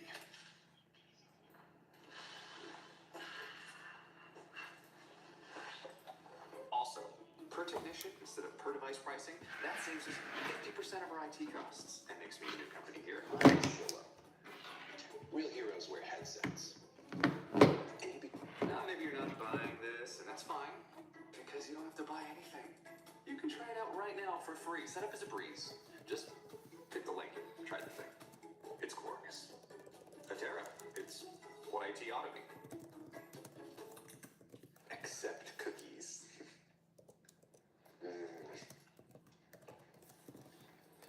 Okay, accepted.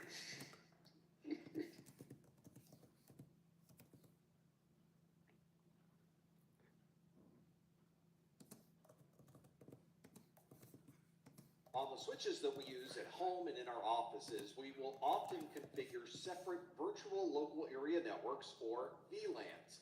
These VLANs are designed to keep different parts of the network separated from other parts. For example, you might have a VLAN that separates everyone at an organizational level, So there might be a marketing VLAN, an accounting VLAN, and a shipping and receiving VLAN. At home, you might have different VLANs for your normal network traffic, your Internet of Things devices, and the cameras that you use for security. One of the advantages of these VLANs is that it separates these different devices into their own separate network. And each network is not able to communicate with the other unless there happens to be a router between them. But in some configurations, it may be possible to communicate to a different VLAN even though there's no router between those two VLANs. We commonly see this done in two different methods. One of them is switch spoofing, and the other one is double tagging. Switch spoofing takes advantage of a configuration on your switch that auto-configures an interface to be either an interface for a device or an interface for another switch. When you connect a device to a switch, the switch will automatically determine what's on the other side.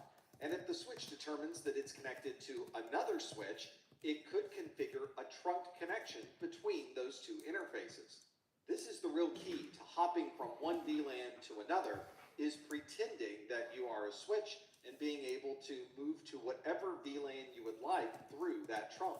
Since switches can send information from one switch to the other over the same VLAN, we can perform that exact same configuration by pretending or spoofing ourselves to be a switch.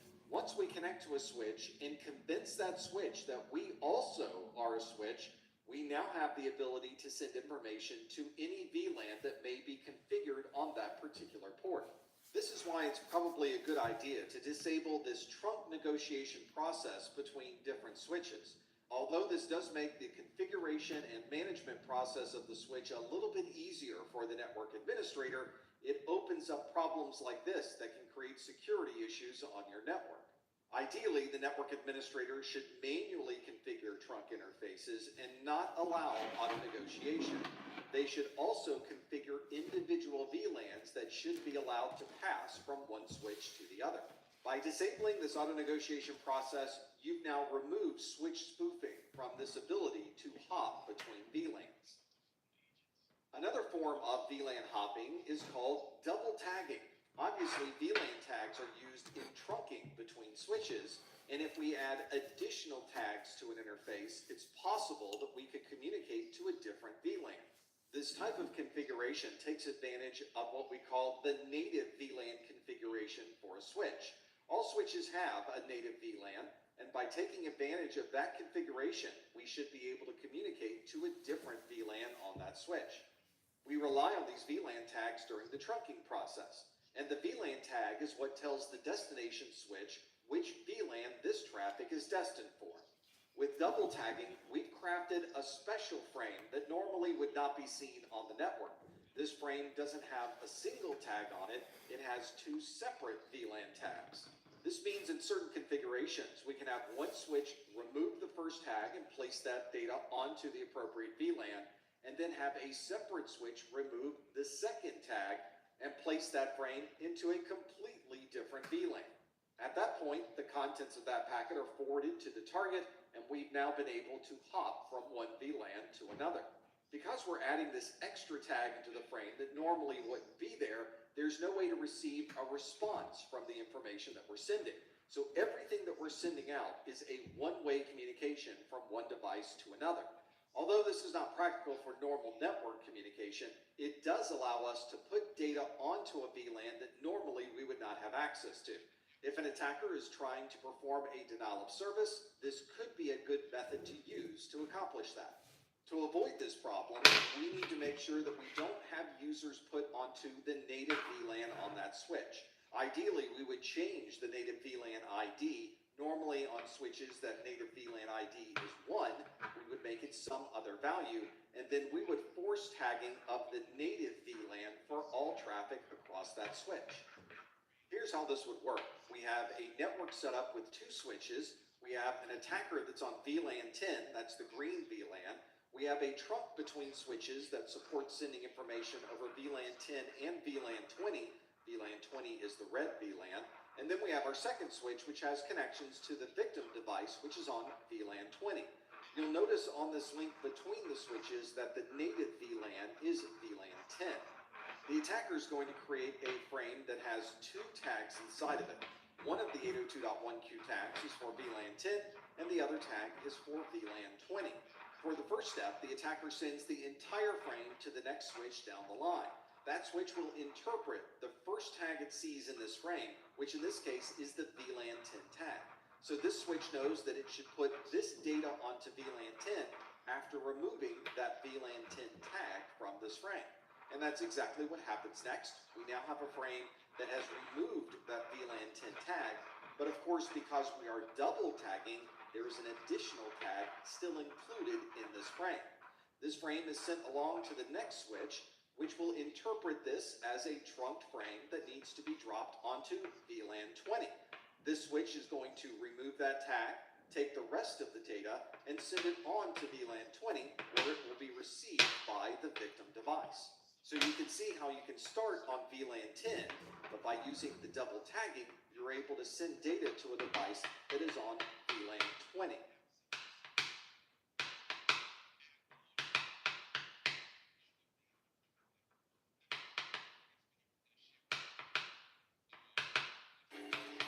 People can get crazy trying to stop a cyber attack.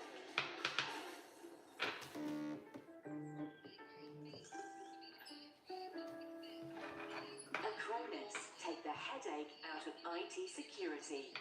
At King Supers, you never compromise. You get up high quality that's guaranteed fresh and down low prices on over 1,000 items. With quality and savings that add up, King Supers shoppers never compromise. King Supers, fresh for everyone.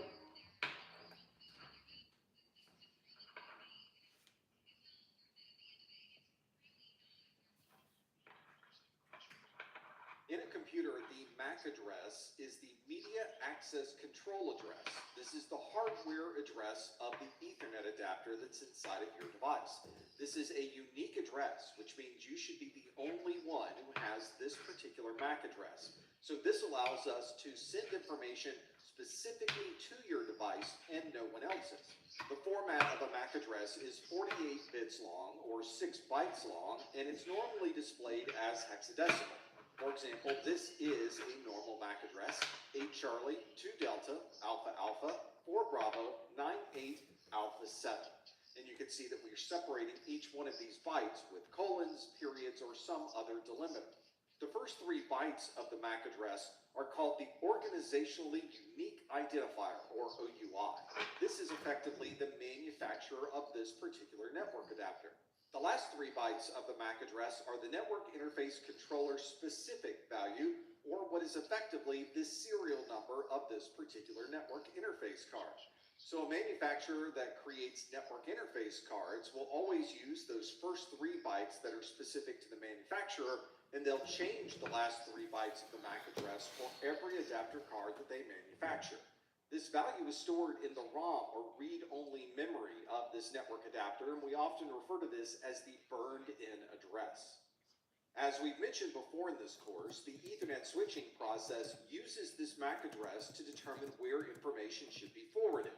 The switch is constantly building a big table of MAC addresses that it sees on the network, and it keeps track of not only what MAC addresses are on the network, but what interface on the switch should be used to communicate to that MAC address.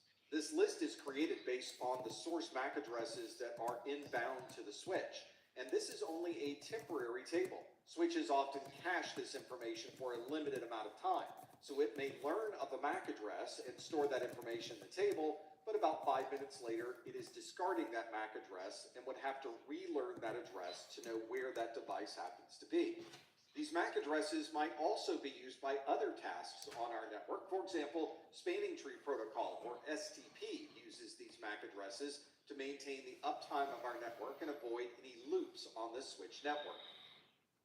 Let's look at more detail about this learning process and how this MAC address table is created. As we mentioned earlier, the switch is going to examine all inbound traffic and look at the source MAC address associated with the frame.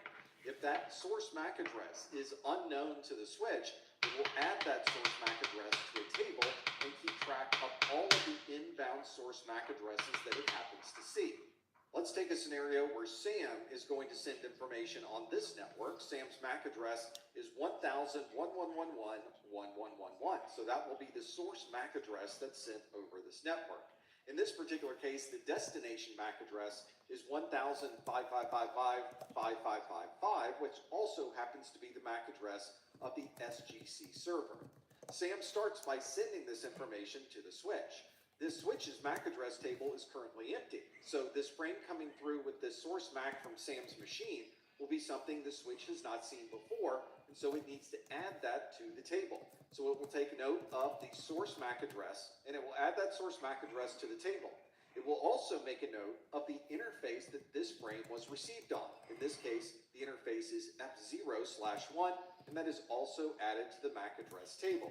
Now that this information is in the MAC address table, any inbound frames to this switch that have a destination of 1000.1111.1111 will be sent out switch interface F0/1. So if the SGC server is now going to send a frame to Sam's workstation, it will have a source MAC address of 1000.5555.5555, because that is the MAC address of the SGC server, and it's sending it to the destination MAC address of Sam's workstation. Since this source MAC address is also not known by the switch, it will make a note of that MAC address and then send that frame over to Sam's workstation. So now we have a complete MAC address table, and any inbound traffic that has a destination to either of these MAC addresses will be forwarded out the appropriate output interface. It's the final game, folks. This one wins the series. Struck out with the cheap seats. Important things aren't worth compromising. At Farmers, we offer both quality insurance and great savings. Here, take mine. We are farmers. Bum, bum, bum, bum, bum, bum. Building your cybersecurity stack isn't rocket science. Simply create your own security apps with Sola. Get answers to the security questions you really care about and act on them instantly. Set up custom alerts, build workflows, or create dashboards. And guess what? No code needed. Don't want to DIY that issue? Sola's app gallery has plug-and-play apps ready for you to use. And with Sola AI, you get your own super talented security wingman. It can do all the work for you. Whether you just need to tie together some loose ends or build up your security stack, Sola's there for your needs. It's simple, quick, and free. Get security done with Sola.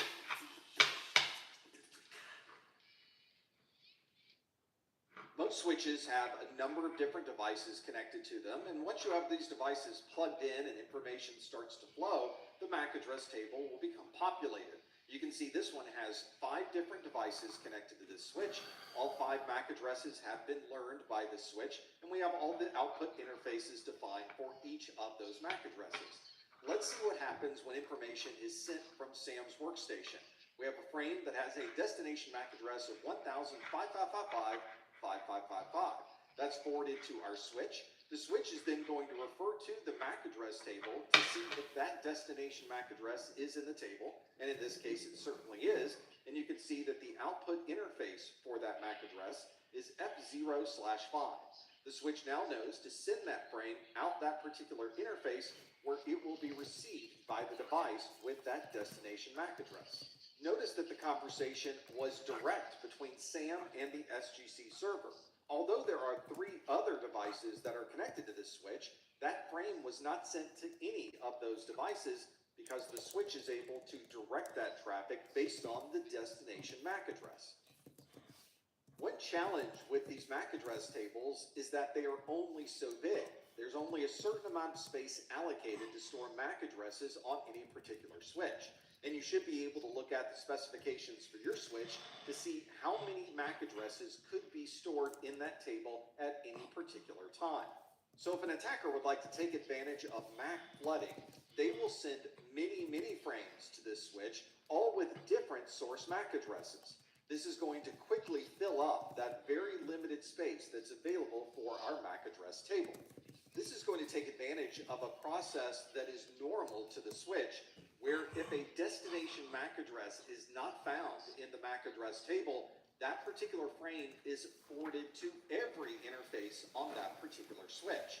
This means if we fill up the MAC address table with random MAC addresses and we send any traffic into that switch, all of that traffic is going to be automatically forwarded to every other interface on that switch. We now no longer have this directed conversation from one interface to another interface on the switch. We've now effectively turned this switch into a hub where every inbound frame into the switch is automatically forwarded to every other interface that happens to be on that switch. This is the normal process for any switch so that you can always guarantee that traffic will always make its way to its destination. The attacker's taking advantage of that normal process so that they can now capture all traffic that is being sent to this switch, even if that traffic was not originally destined for the attacker's workstation. Fortunately, many modern switches have port security configurations where they can limit how much flooding can occur from any particular interface on that switch. So although you could still possibly flood the network by filling up the MAC address table, with the port security settings enabled, it now becomes much more difficult to fill up that table to begin with.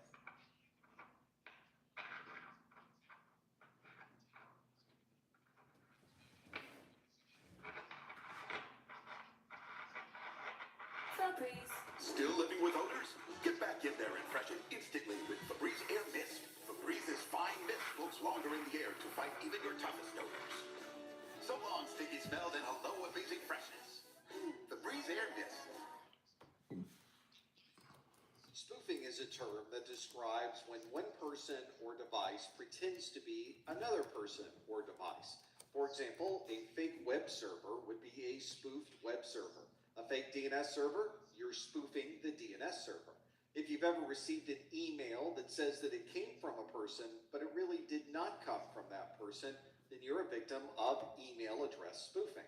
And if you've received a phone call and the number on the screen is not really the number of the person who's calling, then you're also a victim of caller ID spoofing. Spoofing is a technique that allows an attacker to have access to a system or a person that normally they would not have. And this is very commonly used for techniques such as on-path attacks, where they can sit in the middle of a conversation and be able to monitor or even change the contents of that conversation. One way that a third party could sit in the middle of a conversation is through the use of ARP poisoning. This is also called IP spoofing, where the attacker is pretending to be an IP address that they really are not. In this example, we have two devices on the network. We have a 192.168.1.9 IP address, and you can see the MAC address associated with that device. We also have a router. That router is 192.168.1.1, and obviously the router has a completely different MAC address. The way that Address Resolution Protocol, or ARP, works is that the device on one side needs the MAC address of a device that it wants to communicate to. All it really has is the IP address. So if the 192.168.1.9 needs to communicate to 192.168.1.1, it first needs to determine what is the MAC address of 192.168.1.1. And that is what we would use the Address Resolution Protocol for. ARP will send out a message to everyone on the network using a broadcast. And that broadcast will ask, who has 192.168.1.1? I need that MAC address. And the device with that IP address of 192.168.1.1 will respond back to the requester with the MAC address of that particular device. You can see in this example, the MAC address that's responded back is exactly the same MAC address associated with this router. Once the original device has that response, it will cache that information into a local ARP cache on that machine so that it now knows that 192.168.1.1 is the MAC address that it has received as part of that address resolution protocol. You'll notice that there's no authentication or special security associated with that ARP process, and it's that lack of security that the attacker will take advantage of. In this example, we have an attacker who is at 192.168.1.14, and you can see they have a very different MAC address associated with their device. They're going to send an ARP response to the 192.168.1.9 device, even though that device did not originally send the request. ARP will interpret and take any responses that are sent across the network, and in this case, the attacker is going to spoof the IP address of the router. And this attacker says, I am 192.168.1.1, and this is the MAC address associated with that IP. You can see in this example, the MAC address that's being sent as part of that ARP response is the MAC address of the attacker and not the MAC address of the legitimate router. When that ARP response is received, this ARP cache is now updated with the new information. So now 192.168.1.1 has a completely different MAC address than the one that was put there originally. The attacker has effectively spoofed the IP address of that router so that the victim now believes that the router is located at a different MAC address. From this point forward, any traffic sent from this device to the router will first be sent to the attacker, and very commonly the attacker will then forward that information on to the legitimate router. This means that neither the victim device nor the router realize that there is an attacker in the middle of the conversation that is intercepting and forwarding all of the traffic sent between these two devices. Another type of spoofing that can take place is DNS spoofing. This is also referred to as DNS poisoning, where we are modifying either information contained on the DNS server itself, or we're modifying the responses that are being sent from the DNS server. We could do this without the DNS server itself by modifying the host file that's on the client. This host file has a higher priority than DNS responses, and everything in the host file will always take precedence over anything else that may be on a DNS server. This DNS poisoning works by sending fake responses to legitimate DNS requests. And if you're not modifying information on the DNS server itself, this will require changing the information on the fly as it is sent in real time between the DNS server and the victim machine. This is a perfect example of where on-path attacks would be perfect to execute a DNS poisoning. Let's see how this DNS poisoning can be used to modify the results of a DNS response sent to different devices on the network. In this example, we have two users, a user 1 and a user 2. These two devices will be querying a DNS server that is also on the network, and of course you'll notice we also have an attacker on the network as well. The legitimate IP address for ProfessorMesser.com is stored currently in this DNS server. And if user 1 wanted to receive that information, it would simply make a request to the DNS server for ProfessorMesser.com, and that DNS server would respond back with the IP address of that particular host. Once that's received by user 1, it's added to a cache on the user 1 machine. And you can see in this case that the IP address that is stored for ProfessorMesser.com is the same as the one that is located on the DNS server. At this point, the attacker could use ARP poisoning to sit in the middle of the conversation between the DNS server and another device, or the attacker could hack into the DNS server and change the configuration of the DNS server itself. If they do that, they'll be able to change the IP address of ProfessorMesser.com to the IP address of the attacker's workstation. Now all subsequent requests to the DNS server for ProfessorMesser.com will return the poisoned address instead of the legitimate address. User 2 will make that request to the DNS server, and the response from the DNS server does indeed send the spoofed address or poisoned address to the user 2 workstation, and you can see that that is found on the user 2 cache. When that user now wants to communicate to ProfessorMesser.com, instead of going to the legitimate IP address for that web server, they will be redirected to a web server that's running on the attacker's IP address.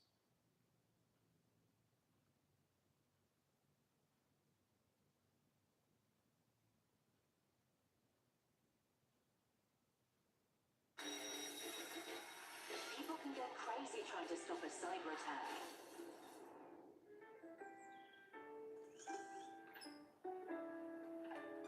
Acronis, take the headache out of IT security. That's Lee Raybon. Lee Raybon. Now and again, he gets in over his head. FX is The Lowdown. Now streaming on Hulu.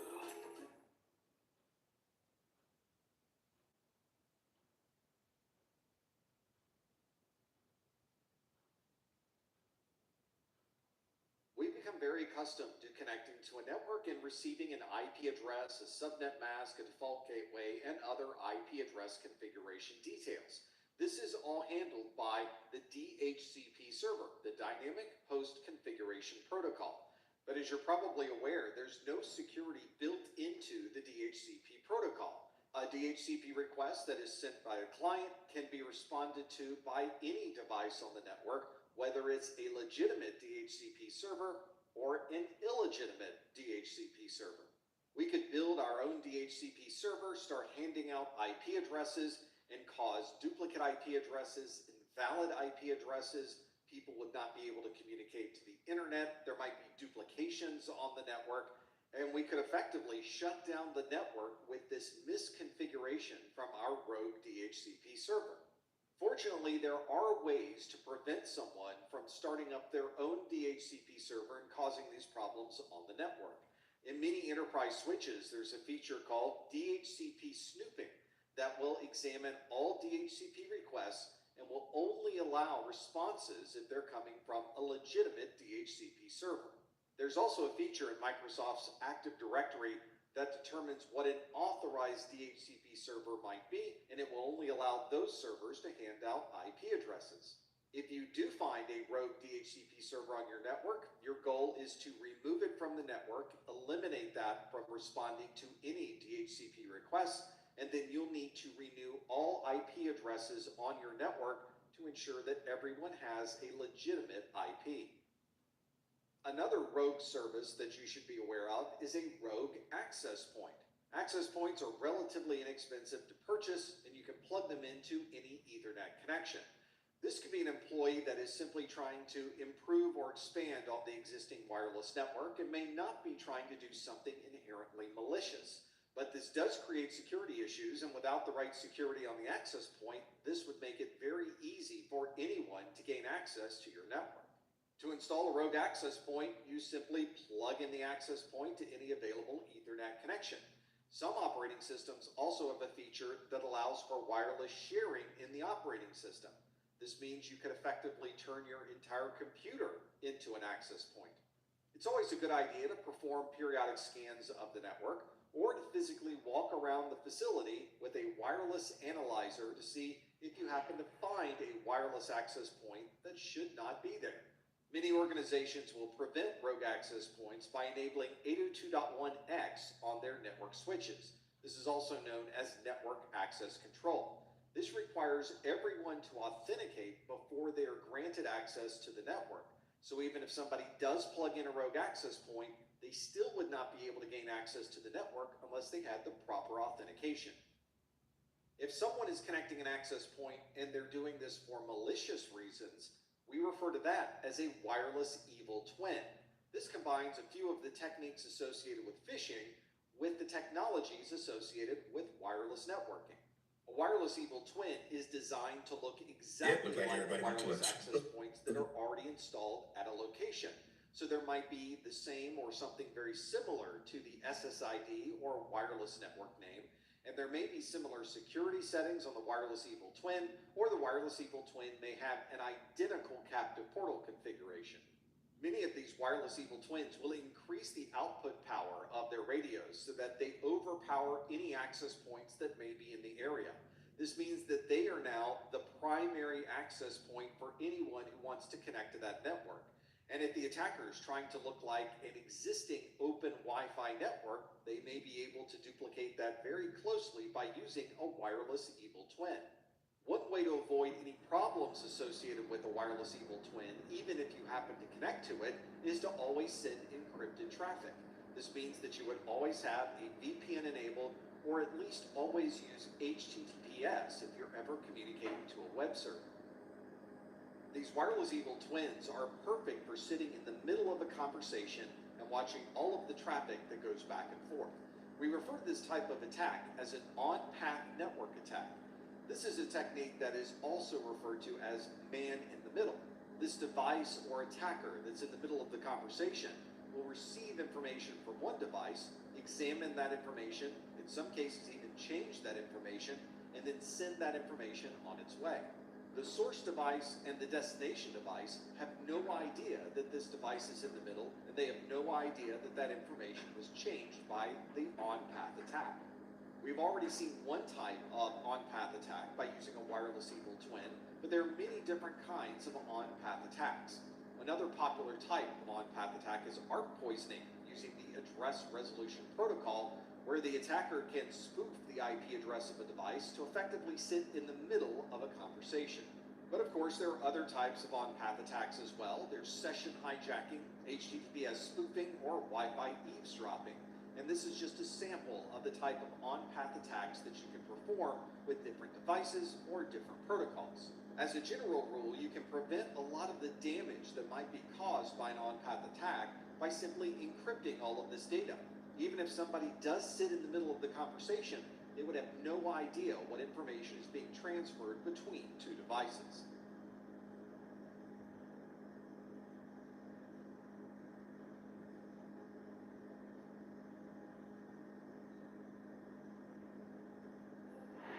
At Capital One, we start with applied research, leveraging our data to build models and embed AI solutions throughout our business. That's how we stack. And that's technology at Capital One. L-pads are gentle and powerful. L-period care. We've probably all seen an email come through our inbox that seems to be from one sender, but in reality it's being sent by someone completely different. These types of emails are often categorized as phishing. Phishing is social engineering with just a bit of spoofing. Someone is pretending to be someone else in the hopes that they can convince you to give up your personal information. Sometimes you can check the URL that's associated with the link inside of an email message to see if it's really coming from the domain that you think it should be coming from. There's usually also something a little bit off with the graphics or the spelling, and in some cases the grammar that's being used in these messages that are trying to convince us that they're really coming from someone we can trust. This is an image of a website that I clicked on when I received a phishing email. You can see it looks very much like the Rackspace Technology webmail login page, although you'll notice the graphics are off just a little bit, but everything else on that page looks as if it could be the legitimate site for Rackspace webmail login. However, if we look at the email where that was sent from, you can see that it does say that it was from Rackspace Service, but it came from an email address from iCloud.com. That is certainly not the Rackspace domain name, and that's not the person we would expect to be sending us information about Rackspace email.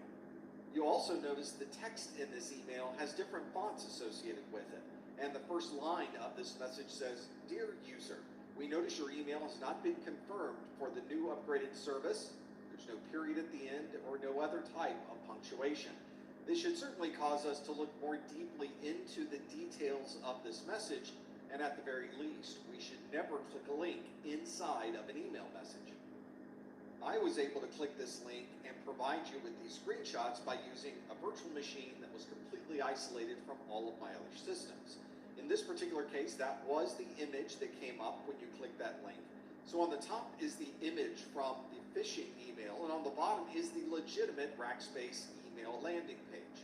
You can see that they are very similar to each other, but there are some significant differences that you can make out now that we have them side by side. But if you weren't familiar with the Rackspace login page, the phishing email is close enough that it probably could fool quite a few people. This is the goal of the attacker. They want to make this page look so similar that you will be enticed to put in your email address and your password. And at that point, when you click the login button, you're actually sending those credentials directly to the attacker. Another useful social engineering technique used by the attackers is shoulder surfing. We use our mobile devices and our laptops in public all the time. We can be in an airport, a restaurant, a coffee shop, and anyone who can look over our shoulder could potentially see the information that's on our screen. Part of the problem with this, of course, is that occasionally we will be reading through information on our screen that could be considered sensitive. And in some cases, it might be information that our competition would love to have. Someone standing behind you or sitting at a table that's behind you has full access to view the information that's on your screen. And there have been situations where people have been able to read the screen of a computer that's in another building. They would use binoculars or a telescope to be able to view the information that's on your screen, even though they're in a completely different location. One of the more advanced versions of this are attackers that will put malware on your computer to enable your camera and be able to see exactly what you're doing when you're sitting at your computer. We can use a number of different techniques to try to prevent shoulder surfing. One is to make sure that we understand where we happen to be. If you're in a coffee shop, maybe your back should be towards a wall. If you're in a public area, it might not be the best time to start scrolling through information about payroll or social security numbers. Tired of struggling with impossible messes in your tub and shower? Mr. Clean Foaming Bath Magic Eraser cuts through 100% of soap, scum, and grime, while Mr. Clean Extra Durable effortlessly tackles messes throughout your home. Switch to Mr. Clean Magic Eraser. There's a big difference between pretty good performance and superior performance. Castrol full synthetic oils are engineered to perform in 7 critical areas, so you can go farther between oil changes. Castrol, better oil, stronger for longer. You can also get privacy filters for your LCD screen that can only display the information on the screen if you are sitting directly in front of that device. Anyone who's to the side of the device simply sees a black screen.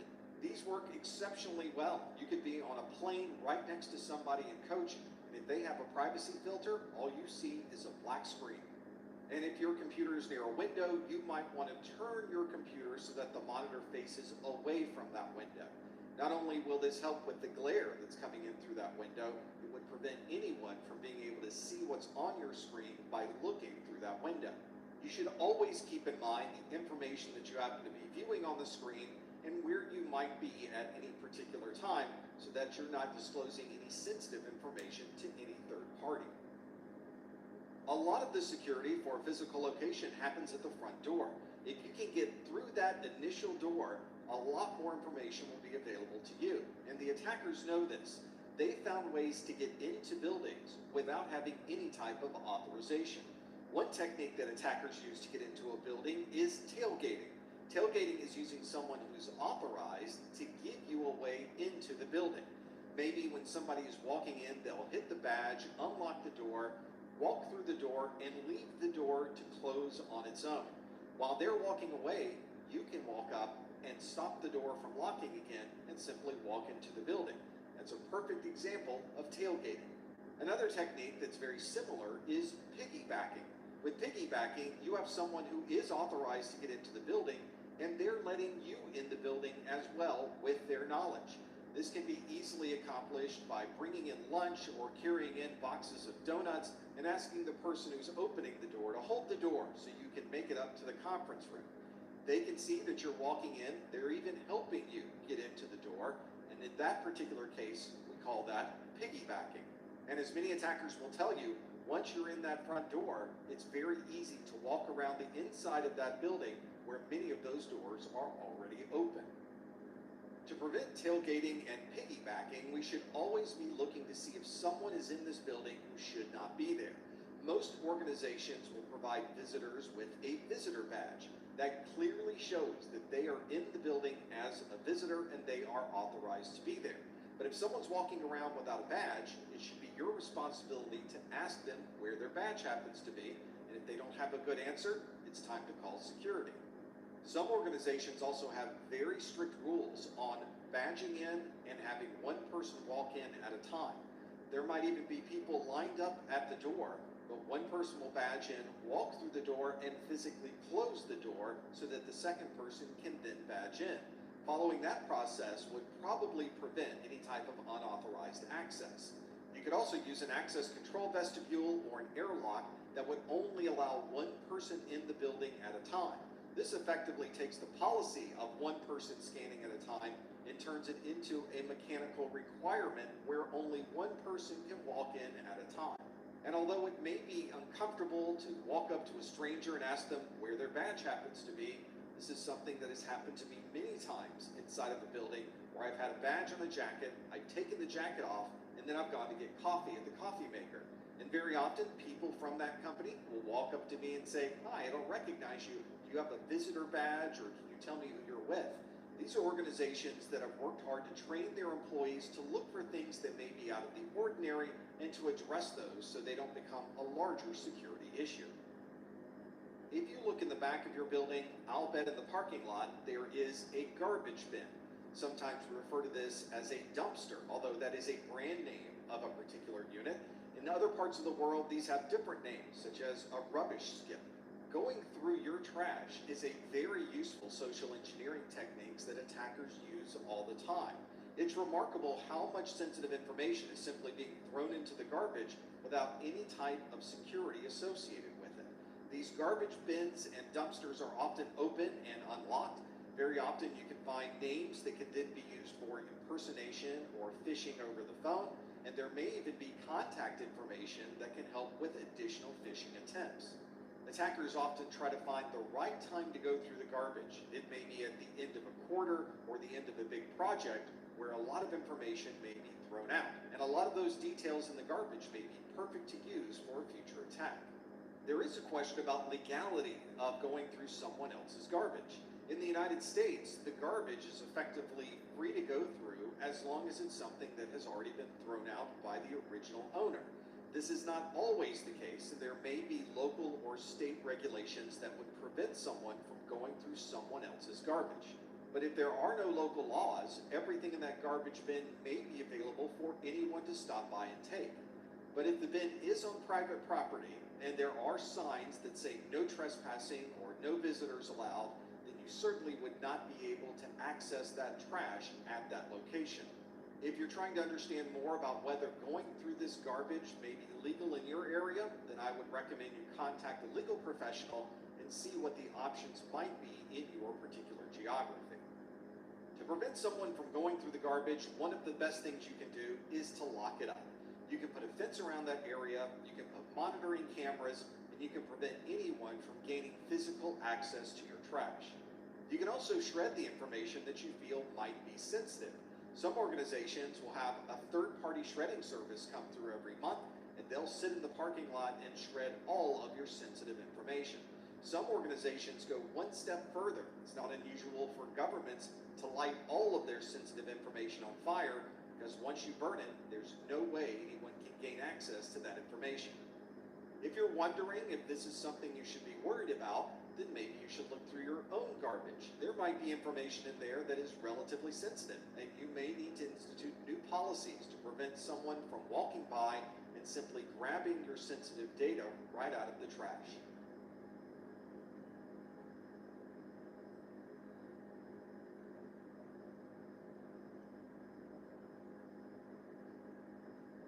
Got the new iPhone 17 Pro, and Verizon picked up the tab. No way. Handsome and hilarious. It's a rare combo. New and existing customers can get the new iPhone 17 Pro on us on the best 5G network. I mean, where else would I get it, right? One constant challenge we have, both at home and in our offices, is the threat of malware. Malware is a broad term that describes many different types of malicious software that can cause problems, steal data, and effectively disrupt your entire computer. Sometimes these are capturing information that you're typing in or capturing images from your webcam. There might be multiple computers infected with malware, and they're all working together as one botnet. Perhaps this malware is really designed just to show you advertising, so it's making money for the attacker or the author of the malware. And there may be viruses and worms that are able to replicate themselves either with your help or without your help and infect other devices that may be on your network. A generic term for malware that uses humans to replicate and spread is called a virus. This is a very broad term that is used to describe many different types of malware, but one common trait with viruses is that it requires human intervention to be able to replicate itself from one machine to another. This is different than malware that's delivered as a worm. A worm is malware that's able to replicate itself from one computer to another, but it's able to do it without any type of human intervention. For that reason, worms are considered to be much more dangerous than a virus is. With a virus, we can simply choose not to click on a particular link. With a worm, that malware can replicate itself without any type of human intervention. Ransomware is a category of malware that gets on a system and begins encrypting all of your personal data. The ransom part of ransomware is that they will give you the decryption key, but you'll have to pay for it. Very often you're sending cryptocurrency or some other type of currency to the attacker, and they're providing you with a key that you can then use to unlock your system. You're effectively having to pay the ransom to get your data back. A Trojan horse is malware that gets on your system by pretending that it's something else. You can be presented with an executable that says it's a game. When you click that executable, it is installing software that does appear to be a game, but behind the scenes, there is malware that's infecting your system. A rootkit is malware that's able to hide within your operating system itself. This means it's very difficult to detect because it's part of your operating system itself. It's also very difficult to eradicate. When keyloggers infect a system, they're going to record every key that you press. This is especially important during the login process, where this keylogger will record your username and your password. It will then send that information to the attacker, and now they have access to the same systems that you do. Adware and spyware is especially good at presenting you with advertisements on your screen, and that advertisement is making money for the malware author. Although bloatware is not directly malicious, it is software that does cause problems on your system. Bloatware is software that's usually preloaded on a system, and often it's software that you'll never use. This bloatware takes up space on your storage drive, and often it has processes that are actively running in the memory of your system. If you were to remove this bloatware, you would free up those resources for legitimate applications. And logic bombs are especially good at waiting for a particular event to occur, and then they execute. Often this is a time of day or a day of the week, and when that particular time or date is reached, the malware begins to execute on your system. Very often, multiple types of malware are working together to infect your system. Here's a very common scenario where a worm might take advantage of a vulnerability that's on your system because you did not update to the latest series of security patches. Once that worm finds its way onto your system, it then embeds some malware in the form of a remote access backdoor, which then allows anything to gain access to your system from that particular malware author. And often they will install a bot on your system where they are now able to view and control your computer remotely. For any of this to work, there has to be some executable that runs on your system. With a worm, that executable can run automatically, but very often that executable needs you as a human to be able to click on something.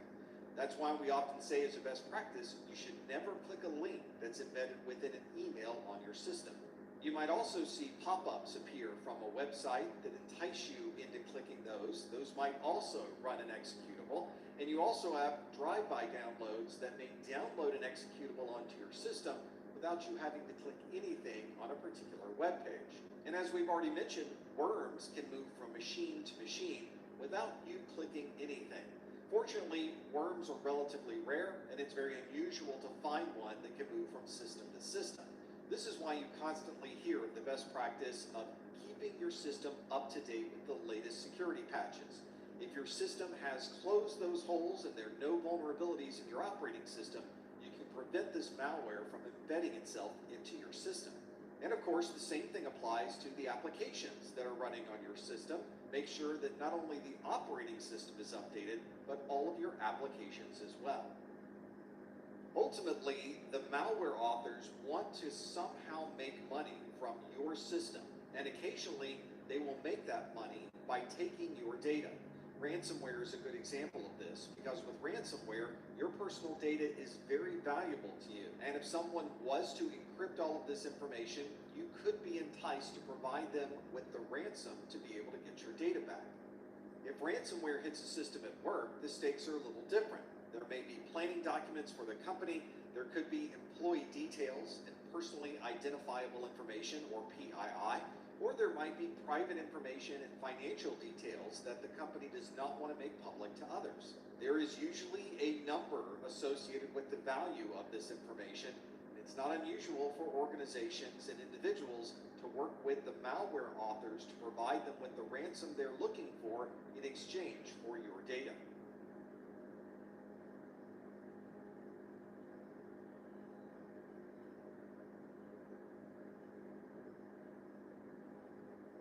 These are your customers.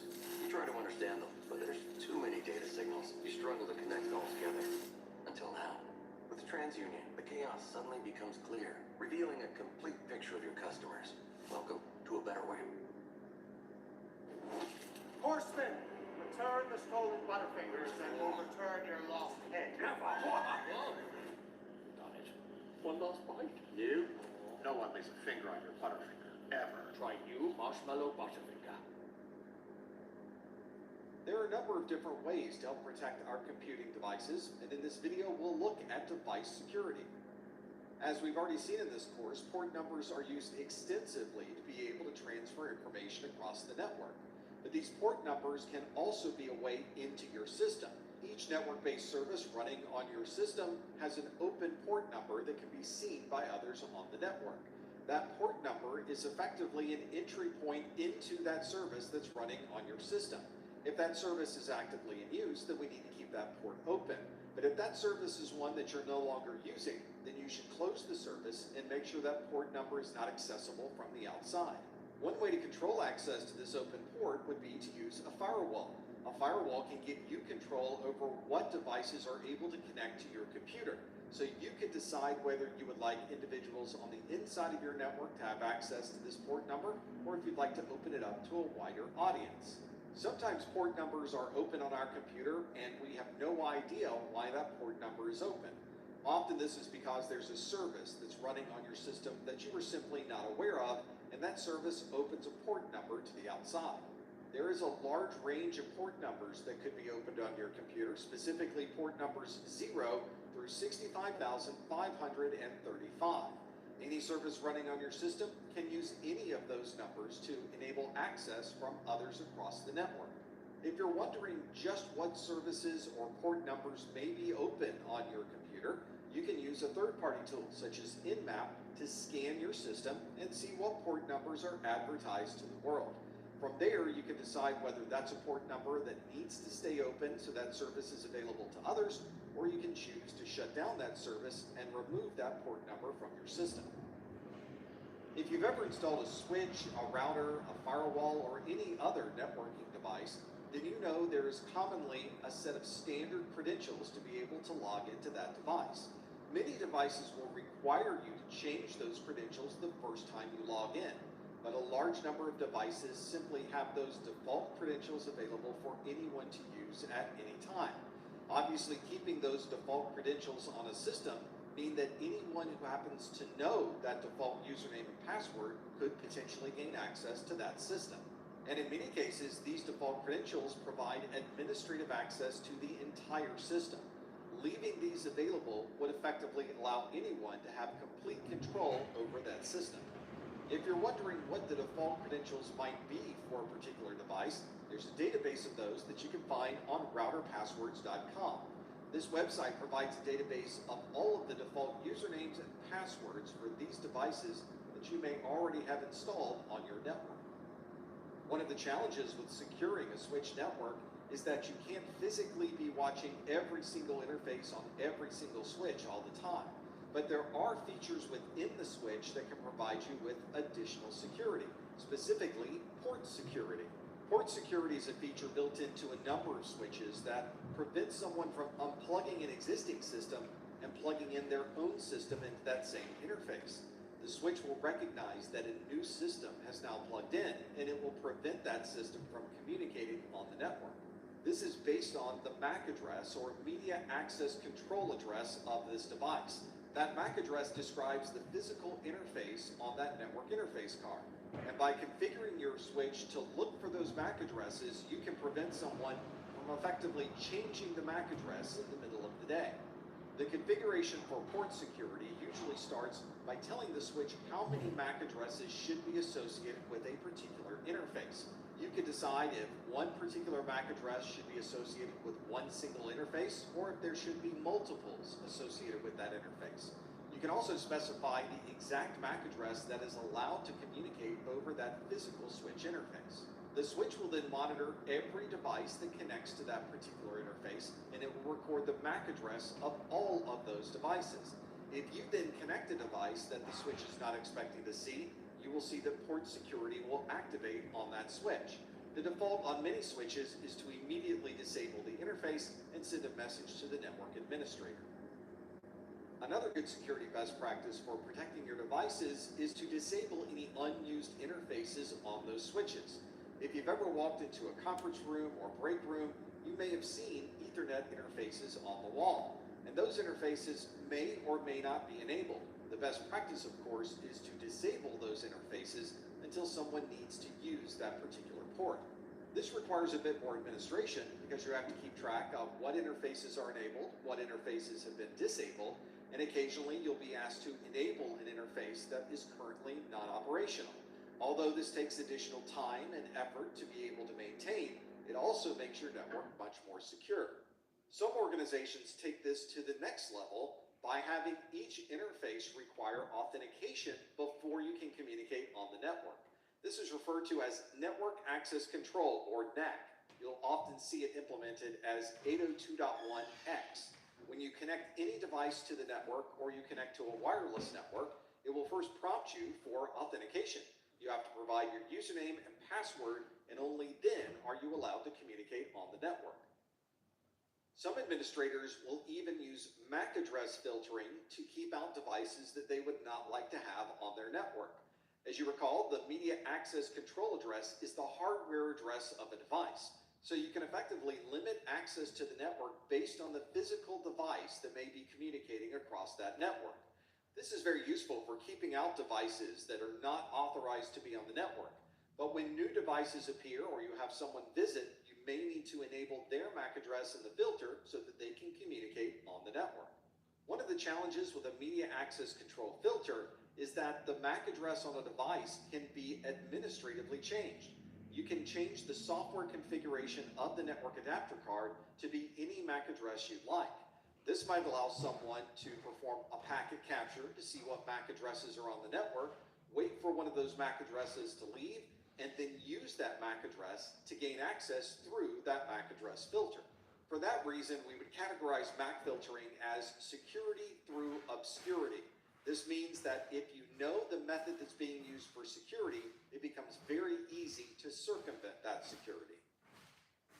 If you've worked in IT for any amount of time, you know there are authentication details, certificates, encryption keys, and many other security keys that have to be managed in your IT environment. Often there's third-party software you can install to keep all of these keys managed. From this single console, you can create keys for a specific service or perhaps for a specific cloud provider. You might even associate these keys with a specific user or a specific service. From there, you can manage those keys. You'll know exactly when the keys will expire. You can renew the keys or revoke those keys. And you can even see when the keys are being used or when someone may be using a key to gain access to another system. Here's the dashboard of a key management system. You can see there are certificates and keys that are configured as part of this key management system. You can see the certificate authority associated with those keys, vulnerabilities, SSH keys, license details, and much more. If you have many different web servers and you need to find a way to manage those SSL keys, you can use the SSL feature of the key management software to be able to list all of the keys, know when they expire, and be able to renew them all from this console. You might also want to manage SSH keys, which can be used to log into a Linux server or some other SSH-compatible service. All of these keys are also listed in the key management device, and you can see what users are gaining access to these keys and what devices they're authenticating to. And since all of these keys are in one central place, you can then start creating reports on how these keys have been used. There are SSH reports, landing server reports, private key reports, and so much more. All of this is contained within this single key management server, which makes the process of managing all of your keys much easier.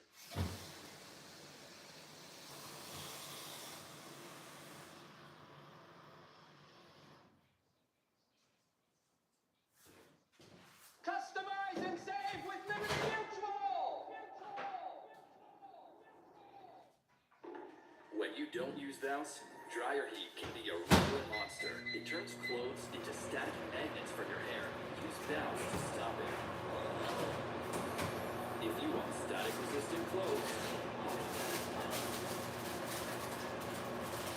one common way to limit the type of traffic that comes the network is by using an ACL, or an access control list. This is a generic term that describes a list of all the disallowed. It's often grouped with different categories so that you can create very complex combinations. For example, you might want to use source IP address, destination IP address, port number, time of day, or an application. Combine all of those together to create a rule for traffic may be allowed or disallowed. ACLs can also refer to a group of these criteria. For example, you can have a group of IP addresses, and some of those IP addresses would be allowed access to the system, and another group of IP addresses would be denied. Access control lists can be found on many different devices, including routers, firewalls, operating systems, and anything that needs to make a decision about access. The security policies we often see in the firewall are a very complex form of an access control list. This access control list or set of security policies includes the name of the rule, a source and destination zone, a source and destination address, a destination port, a username, and so on. As you can see from this console, you can make some very specific and very fine-grained security controls using the security policy list.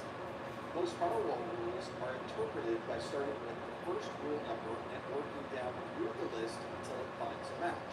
This top-to-bottom approach is very common on most firewalls that you run into. This can be a very specific set of rules, or they may be very generalized. We tend to put the more specific rules on the top of this list, so they'll be matched first before it ever gets to the more general rules. And with most firewalls, if you get all the way through the rule base and none of those rules are matching the data that's going to the firewall, that data is automatically denied. We refer to this as an implicit denial. Although there is not a specific rule denying that traffic, the lack of any other rule matching that traffic means that we implicitly deny that traffic. In this rule set, there is an implicit deny at the bottom. You can imagine a Rule 8 at the bottom of this firewall rule set that denies all other traffic that didn't match any of the rules from rule number 1 through 7. Let's step through this firewall rule set and see what each line is providing us for security. Rule number 1 allows any IP address from any port number to connect to port number 22 on this particular device over protocol TCP. You can see the allow action is the disposition at the end of this particular rule. Port 22 is commonly associated with SSH, so this would allow anyone to connect to this device over that SSH port. Rule 2 is a similar rule to port 1. It has a remote IP of all and a remote port number of any, so anyone can connect to this device over local port number 80 running the TCP protocol. We know that port 80 is commonly used for web traffic, and all of that traffic would be allowed.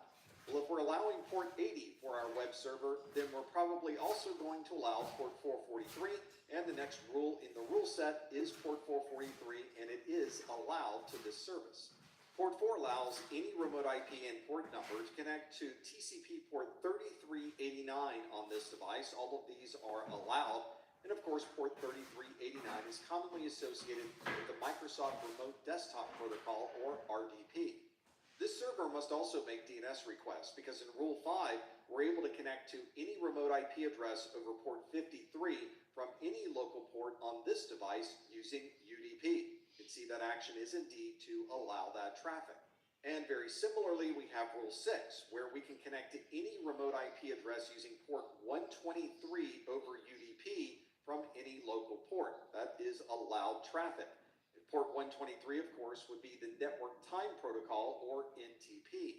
And then lastly, our network administrator has decided not to allow someone to ping this device or use any other aspect of the Internet Control Management Protocol, or ICMP.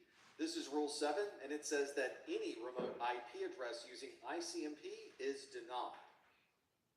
Being able to filter traffic based on an IP address or port number is important, but it's only part of the security posture that we might want to present. There are other ways to filter traffic. One of these is through URL filtering. This allows you to specify either a specific Uniform Resource Locator, URL, or you can specify a category of URL. Sometimes you'll see this referred to as a Uniform Resource Identifier, or URI, and often this is put into an allow list or a block list for an organization. We could, of course, specify individual URLs that people are able to visit, but we might have to put hundreds or even thousands of URLs in a database to be able to make that happen. It's much easier if we could roll all of those URLs up into a very broad category. And that's what most URL filtering devices will do. They might allow you to allow or disallow access to auction sites, hacking sites, travel sites, recreation sites, and many other categories.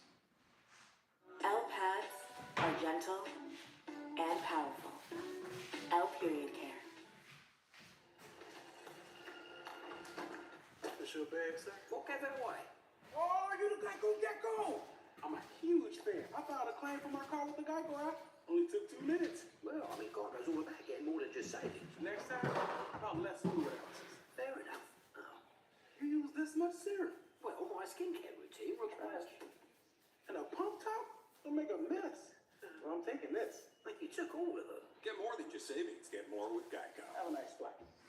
Users often try to find ways around URL filtering or find different ways to access those websites without having to go through this filter. For that reason, we often combine URL filtering with a firewall rule set so that we can prevent any type of circumvention of our security rules. And most next-generation firewalls have URL filtering already built into the software, so you can simply enable or disable these categories and include them in an existing firewall rule. URL filtering is a type of content filtering. We are choosing what content inside of the data is allowed or disallowed through the network. But other types of data may be used for content filtering as well. We might have internal documents inside of our company that we don't want to get out, or there might be financial details. We might have content filtering software or hardware that is looking for that data, and if it finds any of that data inside of our network traffic, it can allow or prevent that traffic from traversing the network. Some organizations will use content filtering to prevent any non-safe for work type content being shown on the screen, or you might use it at home for your parental controls. And one of the most common types of content filtering are built into our antivirus and anti-malware software. We're looking for malicious software being transferred across the network, and this software will filter any of that bad content. One of the challenges we have is making services available to the public over our network, but we don't want that public to have access to our internal network. One of the ways we can accomplish this is through the use of a screened subnet. This allows us to create a separate area of the network that is specifically designed for visitors to our network. This allows them to access services that we'd like to make public, such as public web servers or public email servers, but all of that traffic is going to this separate screened subnet. We still have our internal network, and anybody on that network can communicate out to the internet, but anyone who needs to visit our web server will be directed to the screened subnet and away from our internal services. On the firewall console we saw earlier, you might have noticed that there were zones referenced as part of the firewall rule. These zones can be used to create very broad references inside of our firewall rules. Instead of using an IP address range, you can simply use a security zone. You would first need to separate the network into different zones. There might be 2 zones on your network, a trusted zone and an untrusted zone. Or you might have an internal zone and an external zone. And if you wanted to have additional zones for additional granularity, you might have an inside zone, an internet zone, a server zone, a databases zone, and a screen subnet zone. This allows us to simplify all of these security policies that we're building inside of our firewall. So we can create one rule that says if you're on the trusted zone, you can communicate to the untrusted zone. You don't have to add any IP addresses, there's no port numbers, there's no specific applications. You're simply saying that all traffic in one part of the network is able to communicate to a different part of the network. The same thing might apply from the internet or from the untrusted zone. You may allow that traffic to visit your screened subnet. Or perhaps you'd like to prevent anyone from an untrusted part of the network from being able to communicate to the trusted part of the network, and we could create a firewall rule that denies that traffic based on those 2 zones. Visually, we can overlay some zones onto our existing network design. We have an internet connection coming into a firewall. There's a router with another firewall. That firewall takes some traffic and sends it over to honeypots, and the rest of that traffic is sent inside to our normal network. We can overlay some security zones on top of this. For example, we can make a security zone where the internet is first connected to our firewall, and then everything else on the network can be another security zone. We can then name these zones. One of them might be the untrusted zone, which is where the internet lives, and the other would be the trusted zone, which is the inside of our network. If you need more granularity with your firewall rules, you could break this into other zones. For example, we can have an internet zone at the top. You might have a screen subnet where people are connecting, and then there may be an internal network that is separated by a separate firewall. If you'd like to have more control over the firewall rules and you'd like more granularity, you might want to add more security zones to your zone-based firewall.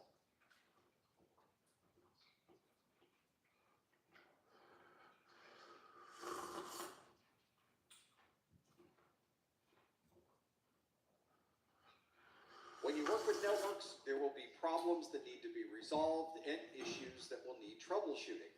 And in this video, we'll look at a flowchart that takes you through the process of how you can troubleshoot different aspects of your network. This is a high-level overview, and the idea is to apply these concepts to any problem that you might run into in the field. We start with identifying the problem, understanding where the issue really is associated with this particular problem. And then we need to establish theories, test those theories, and evaluate the results of those theories. We can then establish a plan of action, implement the plan, verify full system functionality, and document our findings. For the first phase, where we are identifying what the problem really is, it might be very obvious. You might walk up and there is a cable along the floor that is in two pieces. That's an easy one to determine where the problem happens to be. But often the issue is not quite so cut and dry, and you might want to see if you've really found the problem by attempting to duplicate the issue. One of the best places to go for more information is the users themselves. What are they experiencing? What have they seen associated with this problem? Those experiences can be combined with the statistics and metrics that you're gathering from your routers and your switches to try to build a better view of what the problem actually is. We often think of these problems as having a single symptom that we need to solve, but in reality, there might be multiple symptoms working together that are causing this particular issue. One of the questions we should often ask ourselves is, what has changed from this configuration today to the one we were using yesterday? Is someone in the wiring closet? Is moving cables around? Is there a particular system that has been powered off? Did we make changes to a configuration in the meantime? All of these questions need to be considered to help understand what the problem might actually be. Many network professionals will build a lab where they can attempt to duplicate the problem. If they can duplicate the problem, then it's easier to find the root cause and ultimately resolve the issue. And if the scope of a problem is too large, you may want to break it into smaller pieces and take one unit at a time or one component at a time to try to determine where the problem is really happening. Now that we've gathered all of this information about the problem itself, it's time to start creating theories of what could possibly be causing this issue. We usually want to start with obvious problems and problems that can be solved very quickly. Is the issue related to a cable? We can swap a cable and see if that changes the issue. Often, though, the problem is more complex, and we need to dive into the specifics to really understand where the probable cause might be. We might want to start with a top-down approach from the perspective of the OSI model. So we would start with an application and work our way down into the network. Or maybe this is a new network implementation and we would prefer working from the bottom up. You might want to verify the network is working properly and then move towards the application. And if you can eliminate different aspects of the environment, you might simplify the troubleshooting process. If the issue appears in one operating system and it also appears in a different operating system, then the problem obviously is not directly associated with the operating system. Now that we have a theory of what we think the probable cause might be, let's put together a series of steps where we can test this theory to see if it really might be the cause of the issue. For example, we may have a theory that the problem is associated with a configuration. So in our lab, we might change that configuration and evaluate the change. Did this change have a positive effect and effectively solve the problem, or does the problem still exist? If making that configuration change did not solve the problem, then it's not fixed yet. We can go back and establish a new theory of what we think the issue might be. Let's say that we have finally identified the configuration change that is going to solve this issue for everyone in our production environment. Now we have to come up with a plan of how we're going to implement that change into the existing production systems. With some organizations and some types of changes, you can make some updates during the day to help resolve that issue. But many times, the production network cannot be touched during the day, and you have to schedule change control to make any significant changes. And of course, if we're going to be making any changes to our production environment, we need to be prepared for anything. So we want to have a plan that we're going to use to put this change into effect. And if we run into problems, we'll need a plan B. And if that runs into problems, we might even need a plan C. And of course, if you're following the normal change control process, there's probably also a rollback process, just in case you need to go back to the way things were before you even started. So now we've identified what we believe will fix the issue, we've gone through the change control process, and we've gotten some time during the day that we can make this particular change.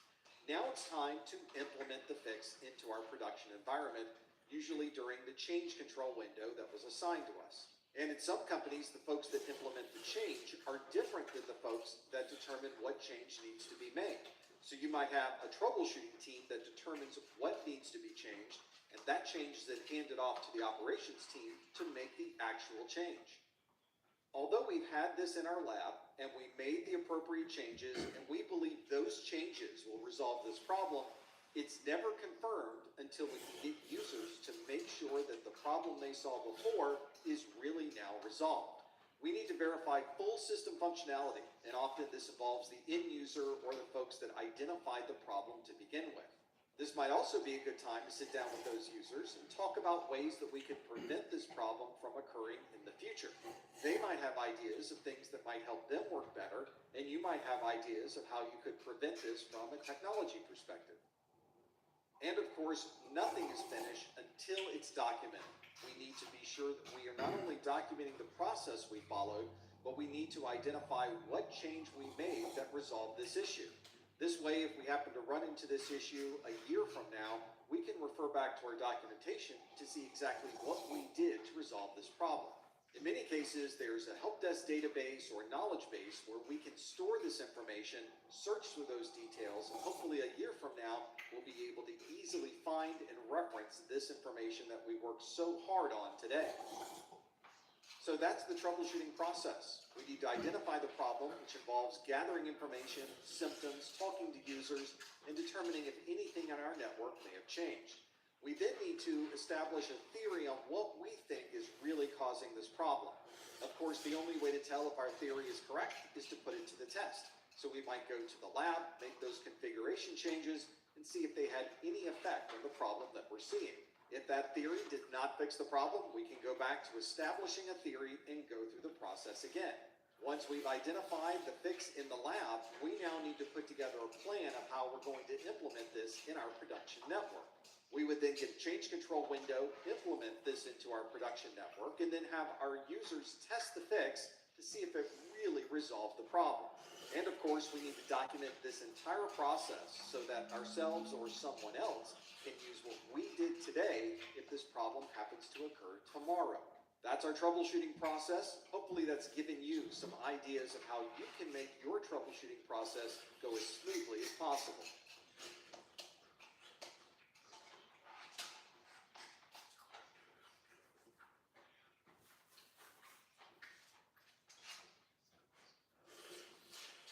When you're working with fiber optics, you have to make sure that you're using exactly the right kind of fiber optic connection. This is because the light works very differently in one type of fiber versus the other. For example, with multi-mode fiber, the fiber can use multiple modes to be able to find its way to the other end of the connection. This means the light will use different paths to find its way from one end of the fiber to the other. This is very different than using single-mode fiber. With single-mode fiber, the light source uses a single path to go all the way through the fiber. And you can see with single-mode fiber that it is a much smaller fiber diameter than it is with multi-mode fiber. And it's difficult to tell the size of the fiber core and cladding unless you look very carefully, and even then it becomes very difficult. For example, in multi-mode fiber, you often find two different sizes, one that is a 50 micron and one that's a little bit larger that is a 62.5 micron. And there's also cladding around that. Hey, welcome back to break for lunch, everybody. 125 microns, which is Good to see you. Welcome back. Do not forget to clock back here for lunch. is very different. You can see it's Don't around leave any time on the table. cladding around the outside that brings it up to 125 microns. So you could be holding one piece of fiber, but that fiber could be one of three different standards that Plug back in. network. Give everybody a minute to get back in my Plug ass. in a single mode fiber or multi-mode fiber where single mode you should see 6 layers. Welcome back. Time Oh, Liz back. Often fiber will have different colors to help designate what size it happens to be. But you cannot always rely on those colors, so make sure you document all of the fibers that you receive. There will often be writing on the outside of the fiber that will tell you what type of fiber optic is inside and what size Charles is back to his bedside manner. Verify exactly Wonder if he what type of has fiber his you might be using. hospital garment still on as a souvenir. But we can also mix copper. There are many different types of copper cables, and they all look very similar from the outside. All right, so we'll find out when Leah gets back. Very standardized by the Telecommunications Industry She is faster Association, now, or so we'll see. TIA. The TIA set standards for how certain types of cables should be manufactured, and they have tests that confirm that the cable that was manufactured meets their strict guidelines. Once cables are manufactured and tested, they will qualify as a certain category of cable. And that's how we reference different types of cables in constructions of those cable types. So if you were to look at category 5 cable versus category 6 versus category 7, you will not only see that they are constructed very differently, but they're able to support different types of signals across that copper. So if you look I'm back. I was dealing with a leadership issue because I'm still active duty. So, yeah, they want me to start reporting in every day at 6:30. That the minimum cable you can use for this is a category 5 Really? cable. But if you read through, Is it because of did they just call you today for that? Just now, yeah, actually right after, right before lunch. Or you need to transmit that signal. Is it because of the false active shooter thing that happened today on Fort McGuire? Associated with that. Maybe, or I heard that it might be because of what happened at Quantico today. Often measured in a number of bits per second. Sometimes you'll hear bandwidth. Okay, I'll look that up. It's probably something I have to discuss here. I'll look it up. But yeah, I'm thinking that's the reason why they want to make sure you're alive. Whereas throughput, Yeah, they got some crazy stuff happening right now. Putting over that link in a particular time frame. This is often measured also in bits per second. Charles says, strutting around in my gown, open at that. To do a bit of a calculation to be able to translate between both of those. He is so With all of crazy. these cable standards, there is a maximum length that we're able to extend that cable. How'd you do, Leah? I got a 740. Of signal. We need to know the maximum distances. Dang, a 740. I really don't think I should have passed, to be honest. Like, A 7. it was hard. Specifies a minimum category type. That is high. Look at Charles. Elaine's giving it. Look at this. Look at this. All this. I'm gonna put mine up there too. Where's the little cheers at? React. It's right there. There's mine. There you go. Yeah. Will be able to run 55 meters and Look at everybody. comply with the standard. If you're installing That's pretty good though. That's pretty high. existing building or you're building out a new network run, it's always useful to test the cable that you're installing. You need Don't to be validate nervous, the Charles. cable Just that is trust your installed and training. Installed properly, but that it can support the signals that you plan to put Zen. over that particular link. I only got 2 questions about cider in 7 days. Similar to the one. That's good. But when you looked at it, you knew how to do it, right? So you can There you go. That's the whole key. To be like, oh, okay, I got it. The tester will tell you what category of cable best matches the cable that you've recently Did you see anything that's weird, like /20 somethings, like lower 20s, or was it like just 24s, 25s, 26s? Only /24. You might have a loss of signal. Good. Okay. No problem. Maybe receiving It's /24. errors. UTP stands for unshielded. How'd you feel about that This is a good example big of PBQ? an Did you get the big one? unshield twisted I pair got 5 PBQs and 82 questions. inside of this You cable. got 5? Those Check this wires out. have any Brian got 4. around them. You can also Elaine got see 5. twisted. Wait a minute. That's how we get the 5, How many yep. did you get? 5.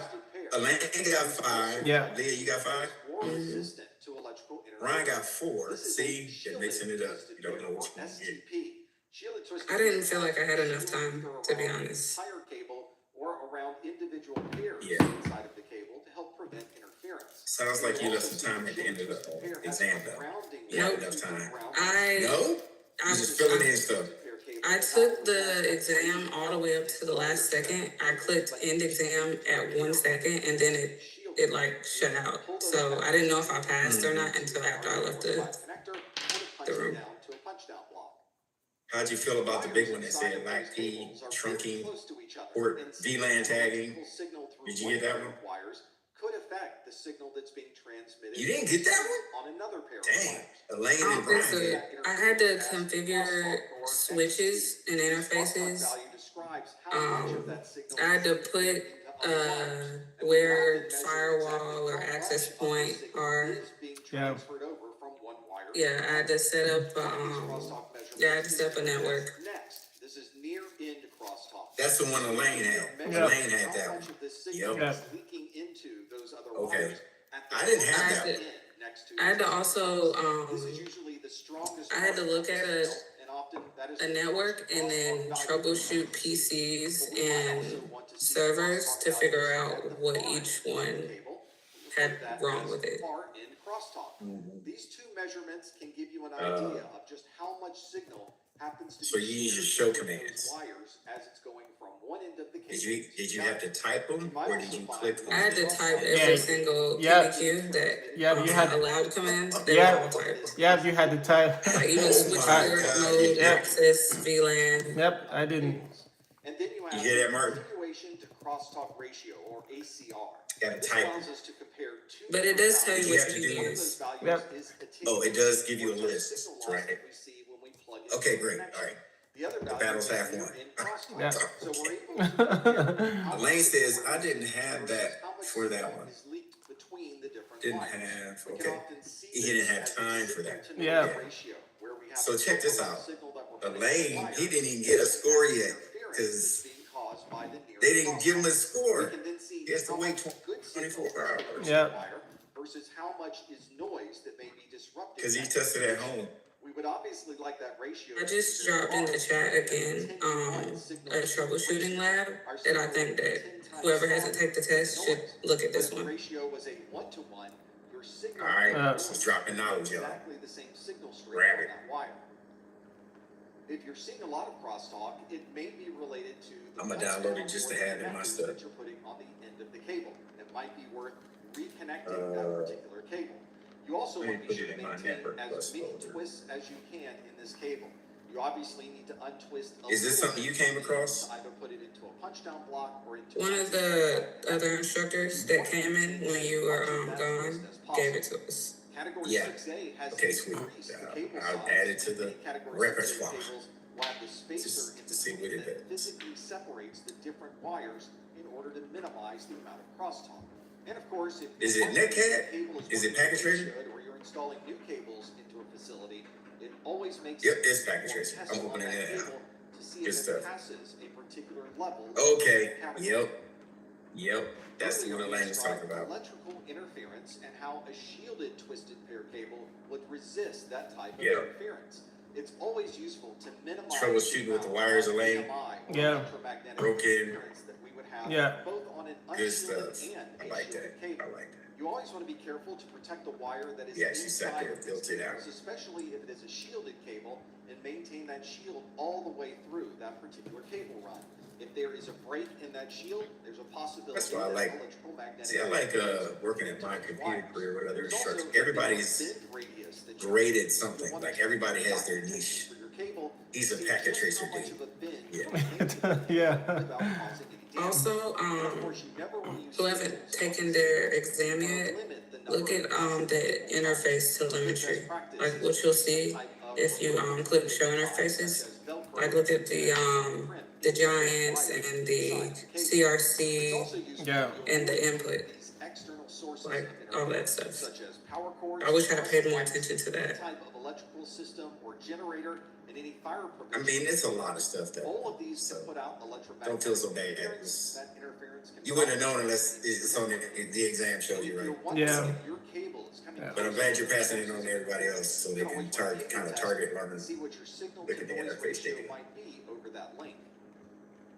Attenuation describes And network troubleshooting. That was a big one for the multiple choice questions. attenuation is something you'll find both in copper cables and in fiber optic connections. As you are moving down that fiber or moving through that copper, we are losing some of the strength of that signal as we are moving farther All right, and it's farther stuck. away from It's the stuck. source.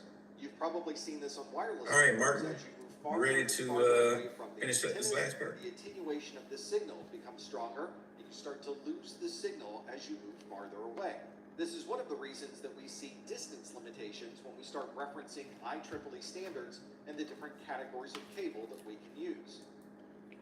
If you've ever worked with a cable plant or you've been terminating cables into a punch-down block or putting RJ45 connectors on, you know how challenging it is to have the perfect type of cable termination.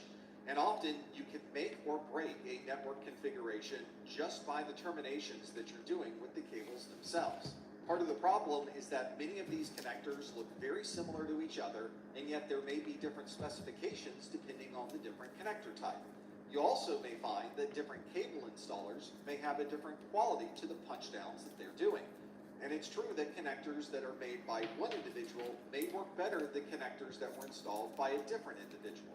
It's always a good idea to find somebody who is well versed in the standards for installing network cables versus other types of cables.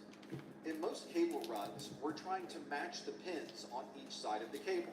For example, pin 1 on one end of the cable should be matched to pin 1 on the other side of the cable. Pin 2 should be matched to pin 2. How do you pronounce your name? Tambu?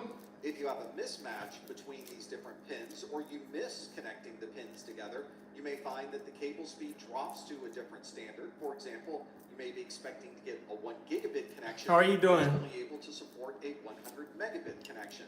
It's very easy to make one little mistake where you might connect pin 1 to pin 2 and pin 2 to pin 1, and when you plug in that Ethernet cable, you get no signal at all.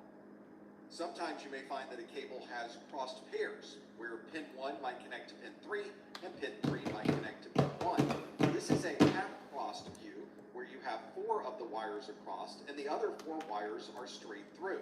This is sometimes a mistake that can be made at the ends of the cable where you're crimping on the RJ45. It could also be a problem at the punch-down block. So you'll want to check every connection along that path to see where this cross might have occurred. This will be something that's very easy to see when you plug in your cable tester, which is another good reason to always test a cable that you've installed. And it will show you that instead of pin 1 connecting to pin 1 and pin 2 connecting to pin 2, you have a very different cross set of cables. Some Ethernet chipsets, however, will recognize when a cable cross has occurred, and it will reverse that cross in the electronics of the Ethernet card itself, effectively turning it back into a straight-through cable. This is something that's built around the auto MDIX capability, but it's not always turned on, and it's not something that will always work across every Ethernet chipset. So it's always best practice to install a properly terminated cable rather than relying on auto MDIX.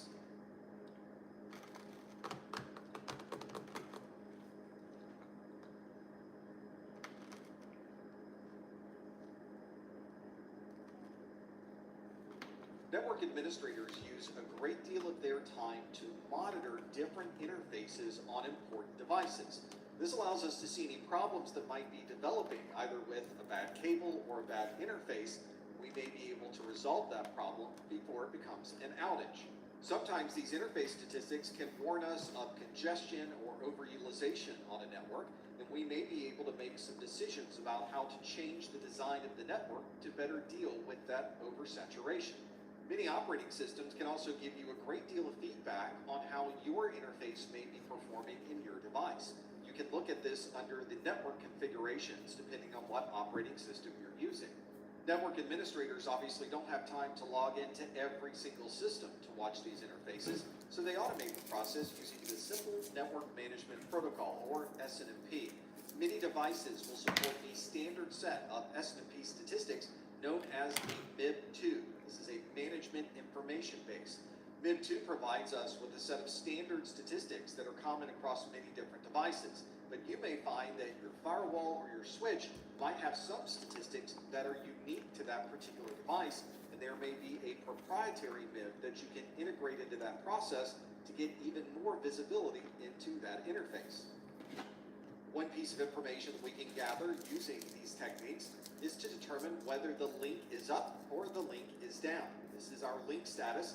This may be a problem with the cable, an interface, or it may be an issue with the device rebooting. Utilization is also a great metric to monitor, especially if you're concerned about total throughput through the network. You want to be sure that you have enough bandwidth for all of the services running over that network connection, and if you're not quite sure the total amount of throughput you can get over a link, you may want to run some bandwidth tests and see what the throughput might be. And if you want some type of notification that problems might be brewing with that particular connection, then you'll want to look at all of the errors that are on that particular interface. This includes CRC errors, runs, giants, drops, and other interface errors as well. This often points to a problem with the cable or a problem with the interface, so we may need to do additional troubleshooting to determine what's causing these specific errors. Before we dive into those errors, let's look at the structure of an Ethernet frame. The first part of an Ethernet frame is a part we normally don't see. It's the preamble and the SFD, or the start frame delimiter. These two fields identify the beginning of an Ethernet frame and lets a system know that everything after the start frame delimiter is a normal Ethernet frame. If you are capturing these frames on a packet analyzer, you probably would not see the preamble and the start frame delimiter.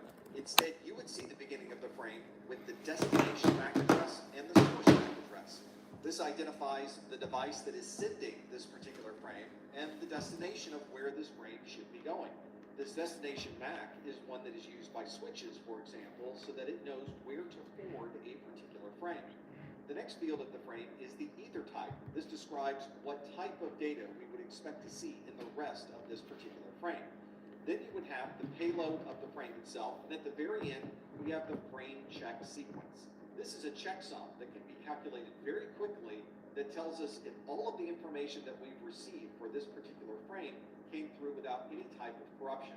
And when this frame check sequence does not match the rest of the data in the frame, we have a cyclic redundancy check checksum error, or CRC error. The CRC error is often our first warning that there's some type of problem with the signal on this particular connection, and we might want to look at our cable or our interfaces to remove those CRC errors. That CRC is calculated when you receive the frame. That CRC is recalculated internally on your Ethernet adapter, and it's compared to the checksum that is included in the frame check sequence. If those two match, then we've received the frame without any type of corruption. But if there is a mismatch between that data in the frame and the information that's in the frame check sequence, we know that there is an error and the CRC counter is incremented by 1. If your error counter for runs is increasing, it means that we've received a frame that is less than 64 bytes. 64 bytes is the minimum size of a frame that you should see. So if you happen to see a frame that is less than 64 bytes, that would be qualified as an error. We don't often see runs any longer because most of our switch networks are full duplex. But if you happen to be working with a network that is running at half duplex, you may very well find runs occurring whenever there's a collision. The default maximum frame size on Ethernet is 1,518 bytes. And if you happen to have a frame come across the network that is larger than that value, we describe that as a giant. Of course, you can also have jumbo frames that are much larger than 1,518 bytes, but those jumbo frames are defined within the switches and the devices that you're using. So those also have a maximum size, and if those frames are larger than the maximum size that's configured, those are also defined as a giant. And of course, if there's some type of contention or buffering problem with the devices on your network, these frames may be lost because there's no room to hold them in any type of buffer. In that case, you may see the drop counter is incremented on your system, and that may indicate that you have some type of communication problem on your network. Most devices and operating systems give you a way to view these error counters. This is a set of counters from a Cisco device. You can see I'm showing the interface statistics for one of the fast Ethernet interfaces, and you can see that I've highlighted the section for runts, giants, CRCs. You can see there are some other errors associated with this list as well. This is where we can start to get a warning that something might be going wrong. If we happen to see the CRC error is slowly incrementing, that may indicate that we're having a problem with a cable or an interface. We may need to have some downtime to replace either one of those. You may find that some interface issues create a much larger problem if they're left to their own devices. It might be a better idea to turn off certain interfaces if we happen to run into a particular kind of problem. If you can see the problem happening, you can log into a device and administratively disable a particular interface. That obviously isn't fixing the problem, we're more addressing the symptom, but at least we've now gotten the interface into a mode where it won't cause additional problems on the network. Instead of you as the network administrator having to interactively log into a device and administratively disabling an interface, it would be much easier if the device would automatically recognize this problem and automatically disable that interface. We refer to this state as error disabled, where the device has disabled this interface without any type of human intervention. You might see this happen if an interface on a switch is flapping, which means that the interface is up, then the interface goes down, then the interface comes up again, then the interface goes down. So a switch might error disable that interface so that it's no longer flapping up and down and causing problems with spanning tree and other switch functions. Or we may be limiting how many devices can connect to any particular switch interface. So if we have configured this port security and someone unplugs a device and plugs their own laptop into it, your switch will go into an error disabled state for that interface. Or there might be a configuration problem or an increase in number of errors, and all of those can cause the interface to move into an error disabled state. When a switch disables one of its interfaces because of these errors, it's not going to turn that interface back on. You have to log into the switch and administratively re-enable that particular interface. Only then will that interface be able to operate again. But if that interface has the same problems occur again, it could possibly move back into an error disabled state. Instead of error disabled, you might see an interface is administratively down. That means that an administrator logged into that system and specifically turned off that interface. This was an intentional act by the administrator, and it wasn't something that was done automatically. To be able to use that interface again, you would have to log into that device and administratively enable that interface. And on some switches, we have a mode that's very similar to error disabled, except it's an error that occurs the moment you turn that interface on. This is a suspended port status, and this means that we've connected this interface to a configuration that is incompatible with the settings of that interface. For example, you may be configuring link aggregation between two switches, and you've enabled the Link Aggregation Control Protocol, or LACP. If you configure LACP on one side, but you don't configure LACP on the other, you may find that the interface immediately moves into a suspended state.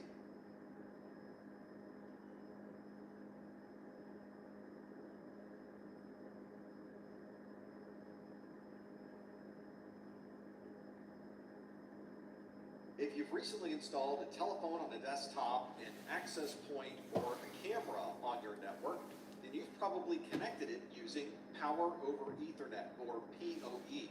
This provides power over the same wire that we're using to run data, which greatly simplifies the installation of these devices because we don't have to run a separate cable for the power.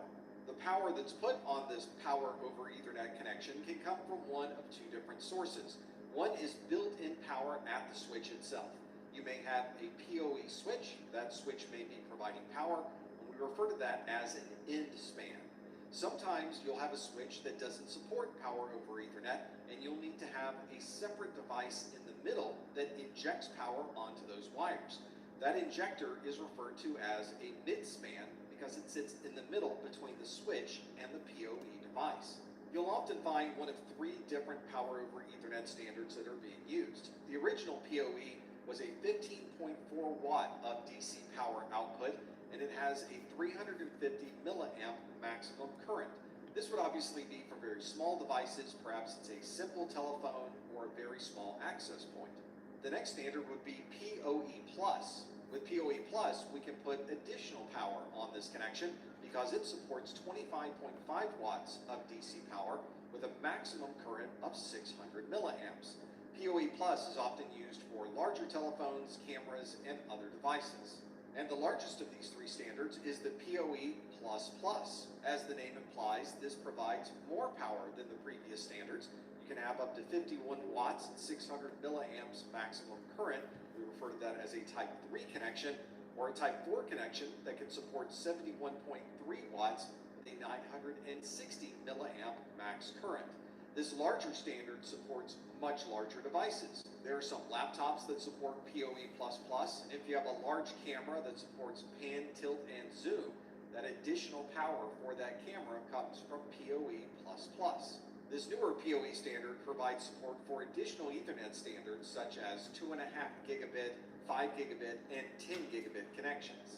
If you're installing a PoE switch and your goal is to power a PoE device, you need to make sure that the device and the switch are compatible. For example, if you have a PoE Plus switch, that switch will not be able to power a PoE Plus device. You can also look at the switch itself, and it will tell you what interfaces support power over Ethernet. It may be a switch where all of the interfaces support power over Ethernet. This is a 10-port gigabit power over Ethernet Plus managed switch, and you can plug into any of these interfaces and use power over Ethernet. Some switches may have some interfaces that have no PoE support, some might support PoE+, and other interfaces may support PoE++. You also might want to look at the switch specifications to see what the maximum amount of PoE power that can be supported using that switch. For example, the switch may support 200 watts of PoE, or it may support 720 watts of PoE. You will need to add up all of the devices that you're connecting to that switch, determine what their maximum amount of power draw might be, and make sure that that is under the capacity of that particular Ethernet switch. You might also run into hardware issues when you're working with transceivers. Transceivers provide a modular connection for our Ethernet devices, but we have to be sure that we're using the right transceiver for the right connection. For example, if you're plugging in a fiber transceiver, you have to make sure that the fiber transceiver matches the type of fiber that you're connecting.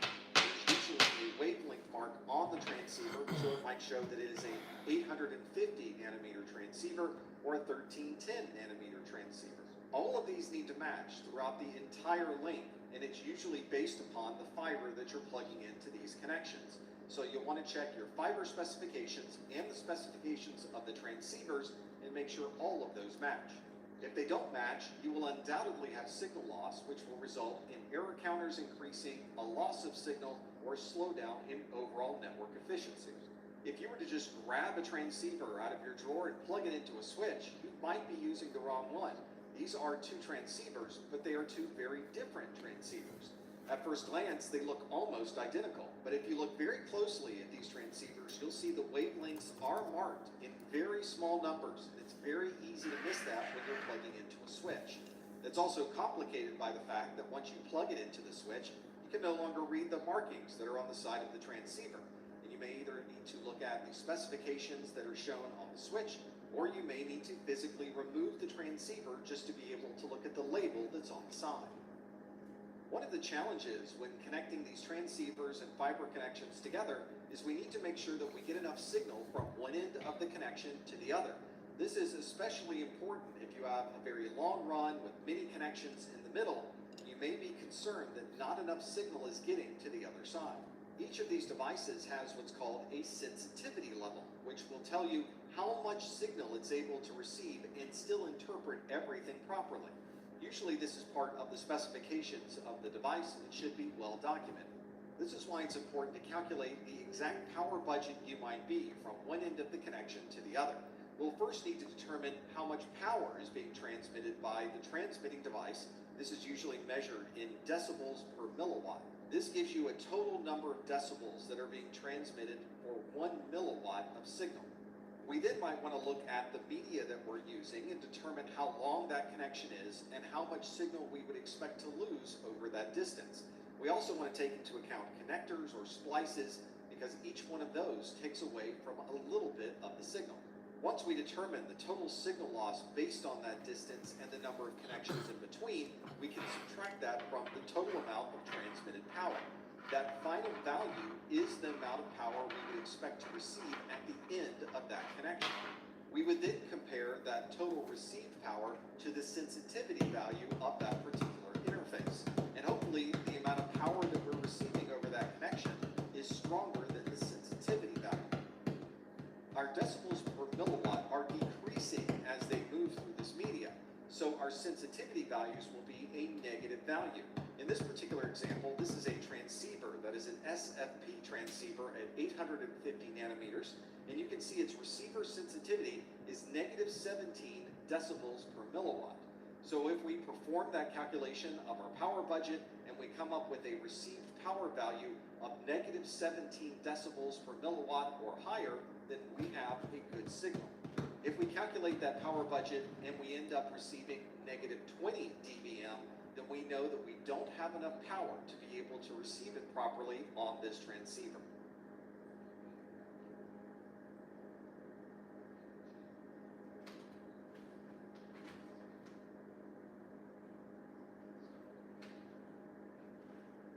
As you're probably aware, at the MAC address level, there's no mechanism for counting how many times a frame might be seen on a network. For that reason, we have to be very careful that we don't create a loop on our switch network, because those frames will continue to circle and circle and circle around that network until you unplug one of those connections. That's one of the reasons that it's so important to have spanning tree enabled on your network so that any potential loop could be stopped before that traffic starts looping. Obviously, switches forward traffic based on the destination MAC address that's inside of a frame. So every unicast packet has a single destination on where that packet should be heading. There are some packets that are sent to multiple devices on the network simultaneously. Broadcasts and multicasts are a very good example of a single frame that can go into a switch, and that single frame can be transmitted out every other interface on that switch. With IP, we have a time-to-live field. This time-to-live field prevents any particular packet from circling indefinitely around the network. But there's nothing in the frame on a switch network that can prevent that type of loop. A normal switch network might have a switch on one end of the network and a switch on the other end of the network, and they're connected with one cable. When we send traffic across that network, it traverses that cable to make its way to the destination device. But inside of a wiring closet, it's very easy to add a separate connection accidentally, thereby creating a loop on the network. Now whenever traffic traverses this network, it's trying to find its way to the other side of the network, but instead it loops around and around and around the network, and as more traffic is added to the network, that traffic also loops around the network until very quickly both switches are overwhelmed and the network comes to a grinding halt. This is why many network administrators turn on spanning tree to prevent loops on the network. But how does spanning tree know where these different switches are, and how is it able to prevent loops? One of the mechanisms used by spanning tree protocol is the Bridge Protocol Data Unit, or BPDU. All of these switches are sending MAC layer multicasts to each other that contain these Bridge Protocol Data Unit frames. Any other switch that is on this local broadcast domain will see these multicasts and see that they contain configuration details, and they inform whenever there's any topology change. The default for spanning tree is to send these BPDUs out every 2 seconds. So we know that every switch that is on our broadcast domain is getting an update from our switch every 2 seconds, and our switch is receiving updates from other switches every 2 seconds. But if we don't see these hello frames arriving every 2 seconds, we wait and see if another 2 seconds goes by without an update, and if finally we see 3 of those that are missed, the link is considered to be down. At this point, spanning tree realizes there's been a change to the topology of the network, and it redesigns itself to prevent any loops. Spanning tree relies on the concept of a root bridge. This root bridge is elected when the network is first started. All of the bridges participate in this root bridge election, and they choose the best connection to be able to communicate to that root bridge. You can manually configure which bridge you'd like to use as the root bridge by setting its bridge ID to be a low value. You can set these bridge IDs to be between 0 and 61,440, and the one that has the lowest bridge ID is the root bridge. If you have multiple switches with the same bridge ID, the switch that has the lowest MAC address number is the one that becomes the root bridge. Once the root bridge is elected, all of the other switches configure their settings so that they know exactly how to communicate back to this root bridge. As an example, we have this network with a number of switches on it. We have bridge 1, bridge 6, bridge 5, bridge 21, and bridge 11. And all of these switches are connecting multiple networks to each other. When this network was created, a root bridge was determined. This is the bridge at the top that is bridge 1. And you can see that this bridge has 2 designated ports that are connecting the root to the rest of the network. All of the other switches are configured with a root port, and that root port is the port that you would take to get back to the root bridge. And they may also have designated ports that are active and passing traffic.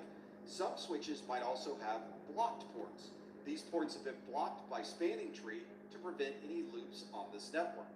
For example, if we wanted to connect from network A and connect to a device in network M, we can simply pass through bridge 6. We could also go all the way through the network to a different bridge, but you'll see there is a blocked port that would prevent us from looping around this network thanks to spanning tree protocol. This configuration works great, and we can communicate between network A and network M without a problem. But what if we run into an issue where we lose connectivity between network A and bridge 6? We now have no way to communicate from network A to network M because we have these blocked ports that originally were blocking a loop. Spanning tree recognizes that this connection has failed because the hello was not seen within 3 updates. And spanning tree will now go into a mode to reconfigure the network. It first removes those blocked ports from those bridges, so now network A can communicate through network Y, network C, network J, through the root, and finally to network M. This is how spanning tree is able to change the configuration of the network in real time to allow us to communicate to these different networks without causing a loop on the network. Spanning tree can put these interfaces into different states. We've already seen the blocking state or the discarding state so that it's not going to pass traffic through that particular interface. There's also a listening mode that spanning tree will use before making any changes to the network. It's listening for other switches that might be on that local broadcast domain, and it's able to set its configuration based on the other switches that it sees. It then begins learning and adding information to the MAC address table inside of the switch, and once it knows whether that particular interface should be enabled or disabled, it puts it into either a forwarding mode or a blocking mode. And if you want to be sure that spanning tree will never use a particular interface to forward traffic, you can put it into a disabled mode where the administrator of the network has administratively turned off that port. If you've connected a device to the network and it's received an IP address, but yet it still can't communicate to other devices that are on the same network, you may have a problem with a VLAN configuration. Every interface on a switch is associated with a particular VLAN. This may be a single VLAN for a single device. We refer to those as access ports, and each access port is assigned a particular VLAN ID. You can see on this switch, some of these interfaces are on VLAN 254, and other interfaces are on VLAN 100. If you're connecting a device to switch interface number 4, and you're not sure which VLAN is associated with switch interface number 4, you'll need to check the configuration of your switch and determine what specific VLAN is assigned to that physical interface. It may be that we were expecting switch interface 4 to be on VLAN 254. So we would need to make a change to our switch configuration to be able to change that ID, or we would need to move to an available interface that's already configured for VLAN 254. You'll find that this is a very common issue, especially when your network has a large number of VLANs, but fortunately it's something that can be resolved relatively quickly. Even after configuring the correct VLAN, plugging into the network, and receiving the correct IP addresses and configuration settings, you still might find that you're not able to communicate across the network. You've looked at your switch configuration and your routing tables, and everything appears to be configured properly. But you may find that packets are still being dropped and not making it to its final destination. You could be configuring everything correctly inside of your switch and your router, but if you've got access control lists somewhere along the way, it could be blocking some of the traffic that you're sending. You'll need to check the switches and routers on your network to see if any access control lists have been configured on any of those interfaces. This is usually a very quick check, and it should be part of your normal troubleshooting process, especially if you find that no traffic is able to communicate from one network to another. Access control lists work very similar to a firewall rule base. We would like to have the more granular rules at the top of the list. The access control list stops evaluating these after finding a match, so having the more common matches at the top of the list would make the network that much more efficient. This also means that we can fire on more granular controls at the top of this list than the broader controls that might be lower down in the ACL. As a best practice, if you're making any changes to an access control list, you might want to disable the ACL functionality first. It's very possible to make a change to an ACL that would effectively remove your access to the same switch. Also remember, if you add an access list to an interface, the default for many devices is to automatically deny all traffic that's not specifically listed in an access control list. So building an empty ACL would effectively filter all communication through that device.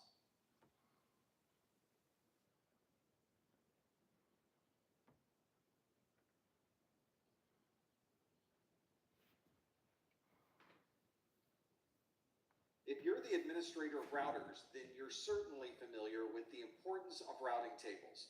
We use routing tables to determine what the best next hop will be when we're forwarding traffic through the router. So if you need to know how to get from point A to point B, we ask the router the best direction, and then it sends the information on its way. The routing information builds a map of where data will be forwarded within that router. So you can look at default gateways, so you can look at default gateway configurations or routes that have been statically added to the router. It would certainly help if you had a map of the network. That way you could look at the routing table, compare that to a map, and make sure that data is being forwarded out the correct interface. Normally when troubleshooting routing problems, you should look at the routing table of every router along that path. Not only the route to get from one end of the network to the other, but you also have to confirm that you have proper routes to get back to the original workstation. This routing table is important. We need to be sure that we have a route for every possible location. And if we don't have a route inside of our routing table, the router will simply drop that traffic. Sometimes the router will send back a message to the station that sent the traffic called an ICMP host unreachable message. So you may be informed that that information was not able to make its way through the network because of this issue with the routing table. So the network we have here has a laptop on one side of the network and a laptop on the other side of the network. And separating those two networks are 3 separate routers. Between each router, of course, is a switch that allows us to connect those together. So we would need to check the routing table in router 1 and make sure that it had a route for the destination network we were trying to reach. So you might want to check the router 1 routing table and make sure that it had a route to the network that the laptop is connected to, which in this case is 10.4.10.0/24. So in this example, we're trying to ping 10.3.10.2 from our laptop on this side of the network. You can see that that 10.3.10.2 address is located right here on the other side of router 2. So we would need to have a route to this particular subnet, which is 10.3.10.0/24. We would go to router 1, look at the routing table in router 1, and confirm that it had a route to that particular network. If it doesn't, we'll receive a message like this when we try to ping that says the destination host is unreachable. As you can imagine, on a large network, you may have a very large routing table, but often the router can be configured in a way that summarizes these routes into one central default route. This would be our gateway of last resort. If there's no other route in the routing table that matches the destination of the traffic that we're sending, we can choose to have one final route that's used as the default if none of those other routes exist. This is usually added as a static route, so you would administratively configure that route in your router configuration, and if there's nothing in the routing table that matches that destination, we can always use that static route as our gateway of last resort. If you have a gateway of last resort in your router, the destination is probably 0.0.0.0/0. That encompasses every host on every network. This way, if nothing else matches within that routing table, we know that this final gateway of last resort will match all other traffic. Here's a routing table from a router that shows a number of directly connected routes. You can see 10.10.10.0/24. We've also got 10.10.40.0/24 and 10.10.50/24. All right. Mark is getting ready for his exam. Mr. T is added with a static route to 10.10.20.0/24. You did it, dude. That has been learned through RIP. This is 10.10.30.0. He didn't get a 296. We don't have any other route in this particular router. He's playing. Where to go if we don't match any of these existing routes. 296. I remember it. You remember the trunking? Last resort is not set. And all that stuff. It worked out. To add this gateway of last resort, cool. We'll have a static route that has a destination. What was your score though? You passed, right? Yeah, I passed. And if you want to go to that for the PBQs, I got all 5. Okay. And one of the subs helped me a lot with this one. The connector, one of them is short, so you have to replace the wire. Yeah. And then the other one is too long. Things like that. Yeah, I remember that. Remember I told you that example of one of them. What I was gonna say is like 400 feet or something. Like it's some ungodly number. Like some odd number. It's like right now, it's an odd number. The one I got is 90 meters. It's like too far from servers. The server's 22 meters. So like, yeah, pros and cons. And the other one is troubleshoot the VLAN for coming from the cloud ISP switch. Yeah. And then hub, and then something like I forgot what it is. Yeah, extender over there. And then it's gonna be like one. Is that the one you were talking about too? Yeah. Yeah. And then the other house like a hub. This is an IP address management device or IPAM, where you and can then monitor and view all of the available addresses. I hate this one. This one is like I can't do anything. It's only like 3 CPUs and then 2 switches. So the switch had to like show switch 1 and then change the VLAN switch and MAC port. So like gotta change it. I'm not comfortable with that one. So like it's look familiar. It's like my job, but it's not really because I can't just go back and see. Yeah. It had 3 CPUs. Yeah, there's only one available. It was a server. Yep. That means it was a server. It was a server. Oh, okay, then I got that one wrong. So you might want to check with the network administrator. It's a server because they use a multi CPU boards.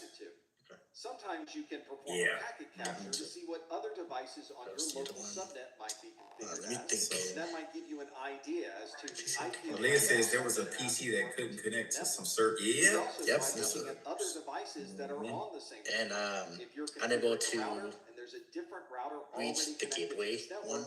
You might want to look at that configuration and see what IP so address I had to change the port. And for normal troubleshooting, we would normally start connected with so like local address, and if that works, we would ping our default gateway, and if that works, we would try an IP address on the other side of the default gateway. But you know what? What I like what I'm seeing is y'all were paying attention to and based on that information, like laying the groundwork for all this stuff. All of y'all, like I can see how y'all are talking. Like it makes sense. Yeah. What you know what I'm saying? Yeah. With Netcad and actually looking at what ports do, what they're supposed to do. And don't forget about PAT and NAC. That's important. Port, port address translation. Yeah. Network address translation. Oh, TDRP. That one important too. Yeah. EU, European EU. Yeah. That's part of it. Data sovereignty. I love that one. It's like so easy, just protocol. That's good stuff, man. Y'all did good. But in most modern operating I'm rooting for Lane because he has to find out tomorrow. He has to wait 24 hours to figure out what Yeah. his score was. That's crazy. He tested at home. And for whatever reason, today they didn't want to give him his score. Yeah, they closed out. Hey, did you get a survey at the end?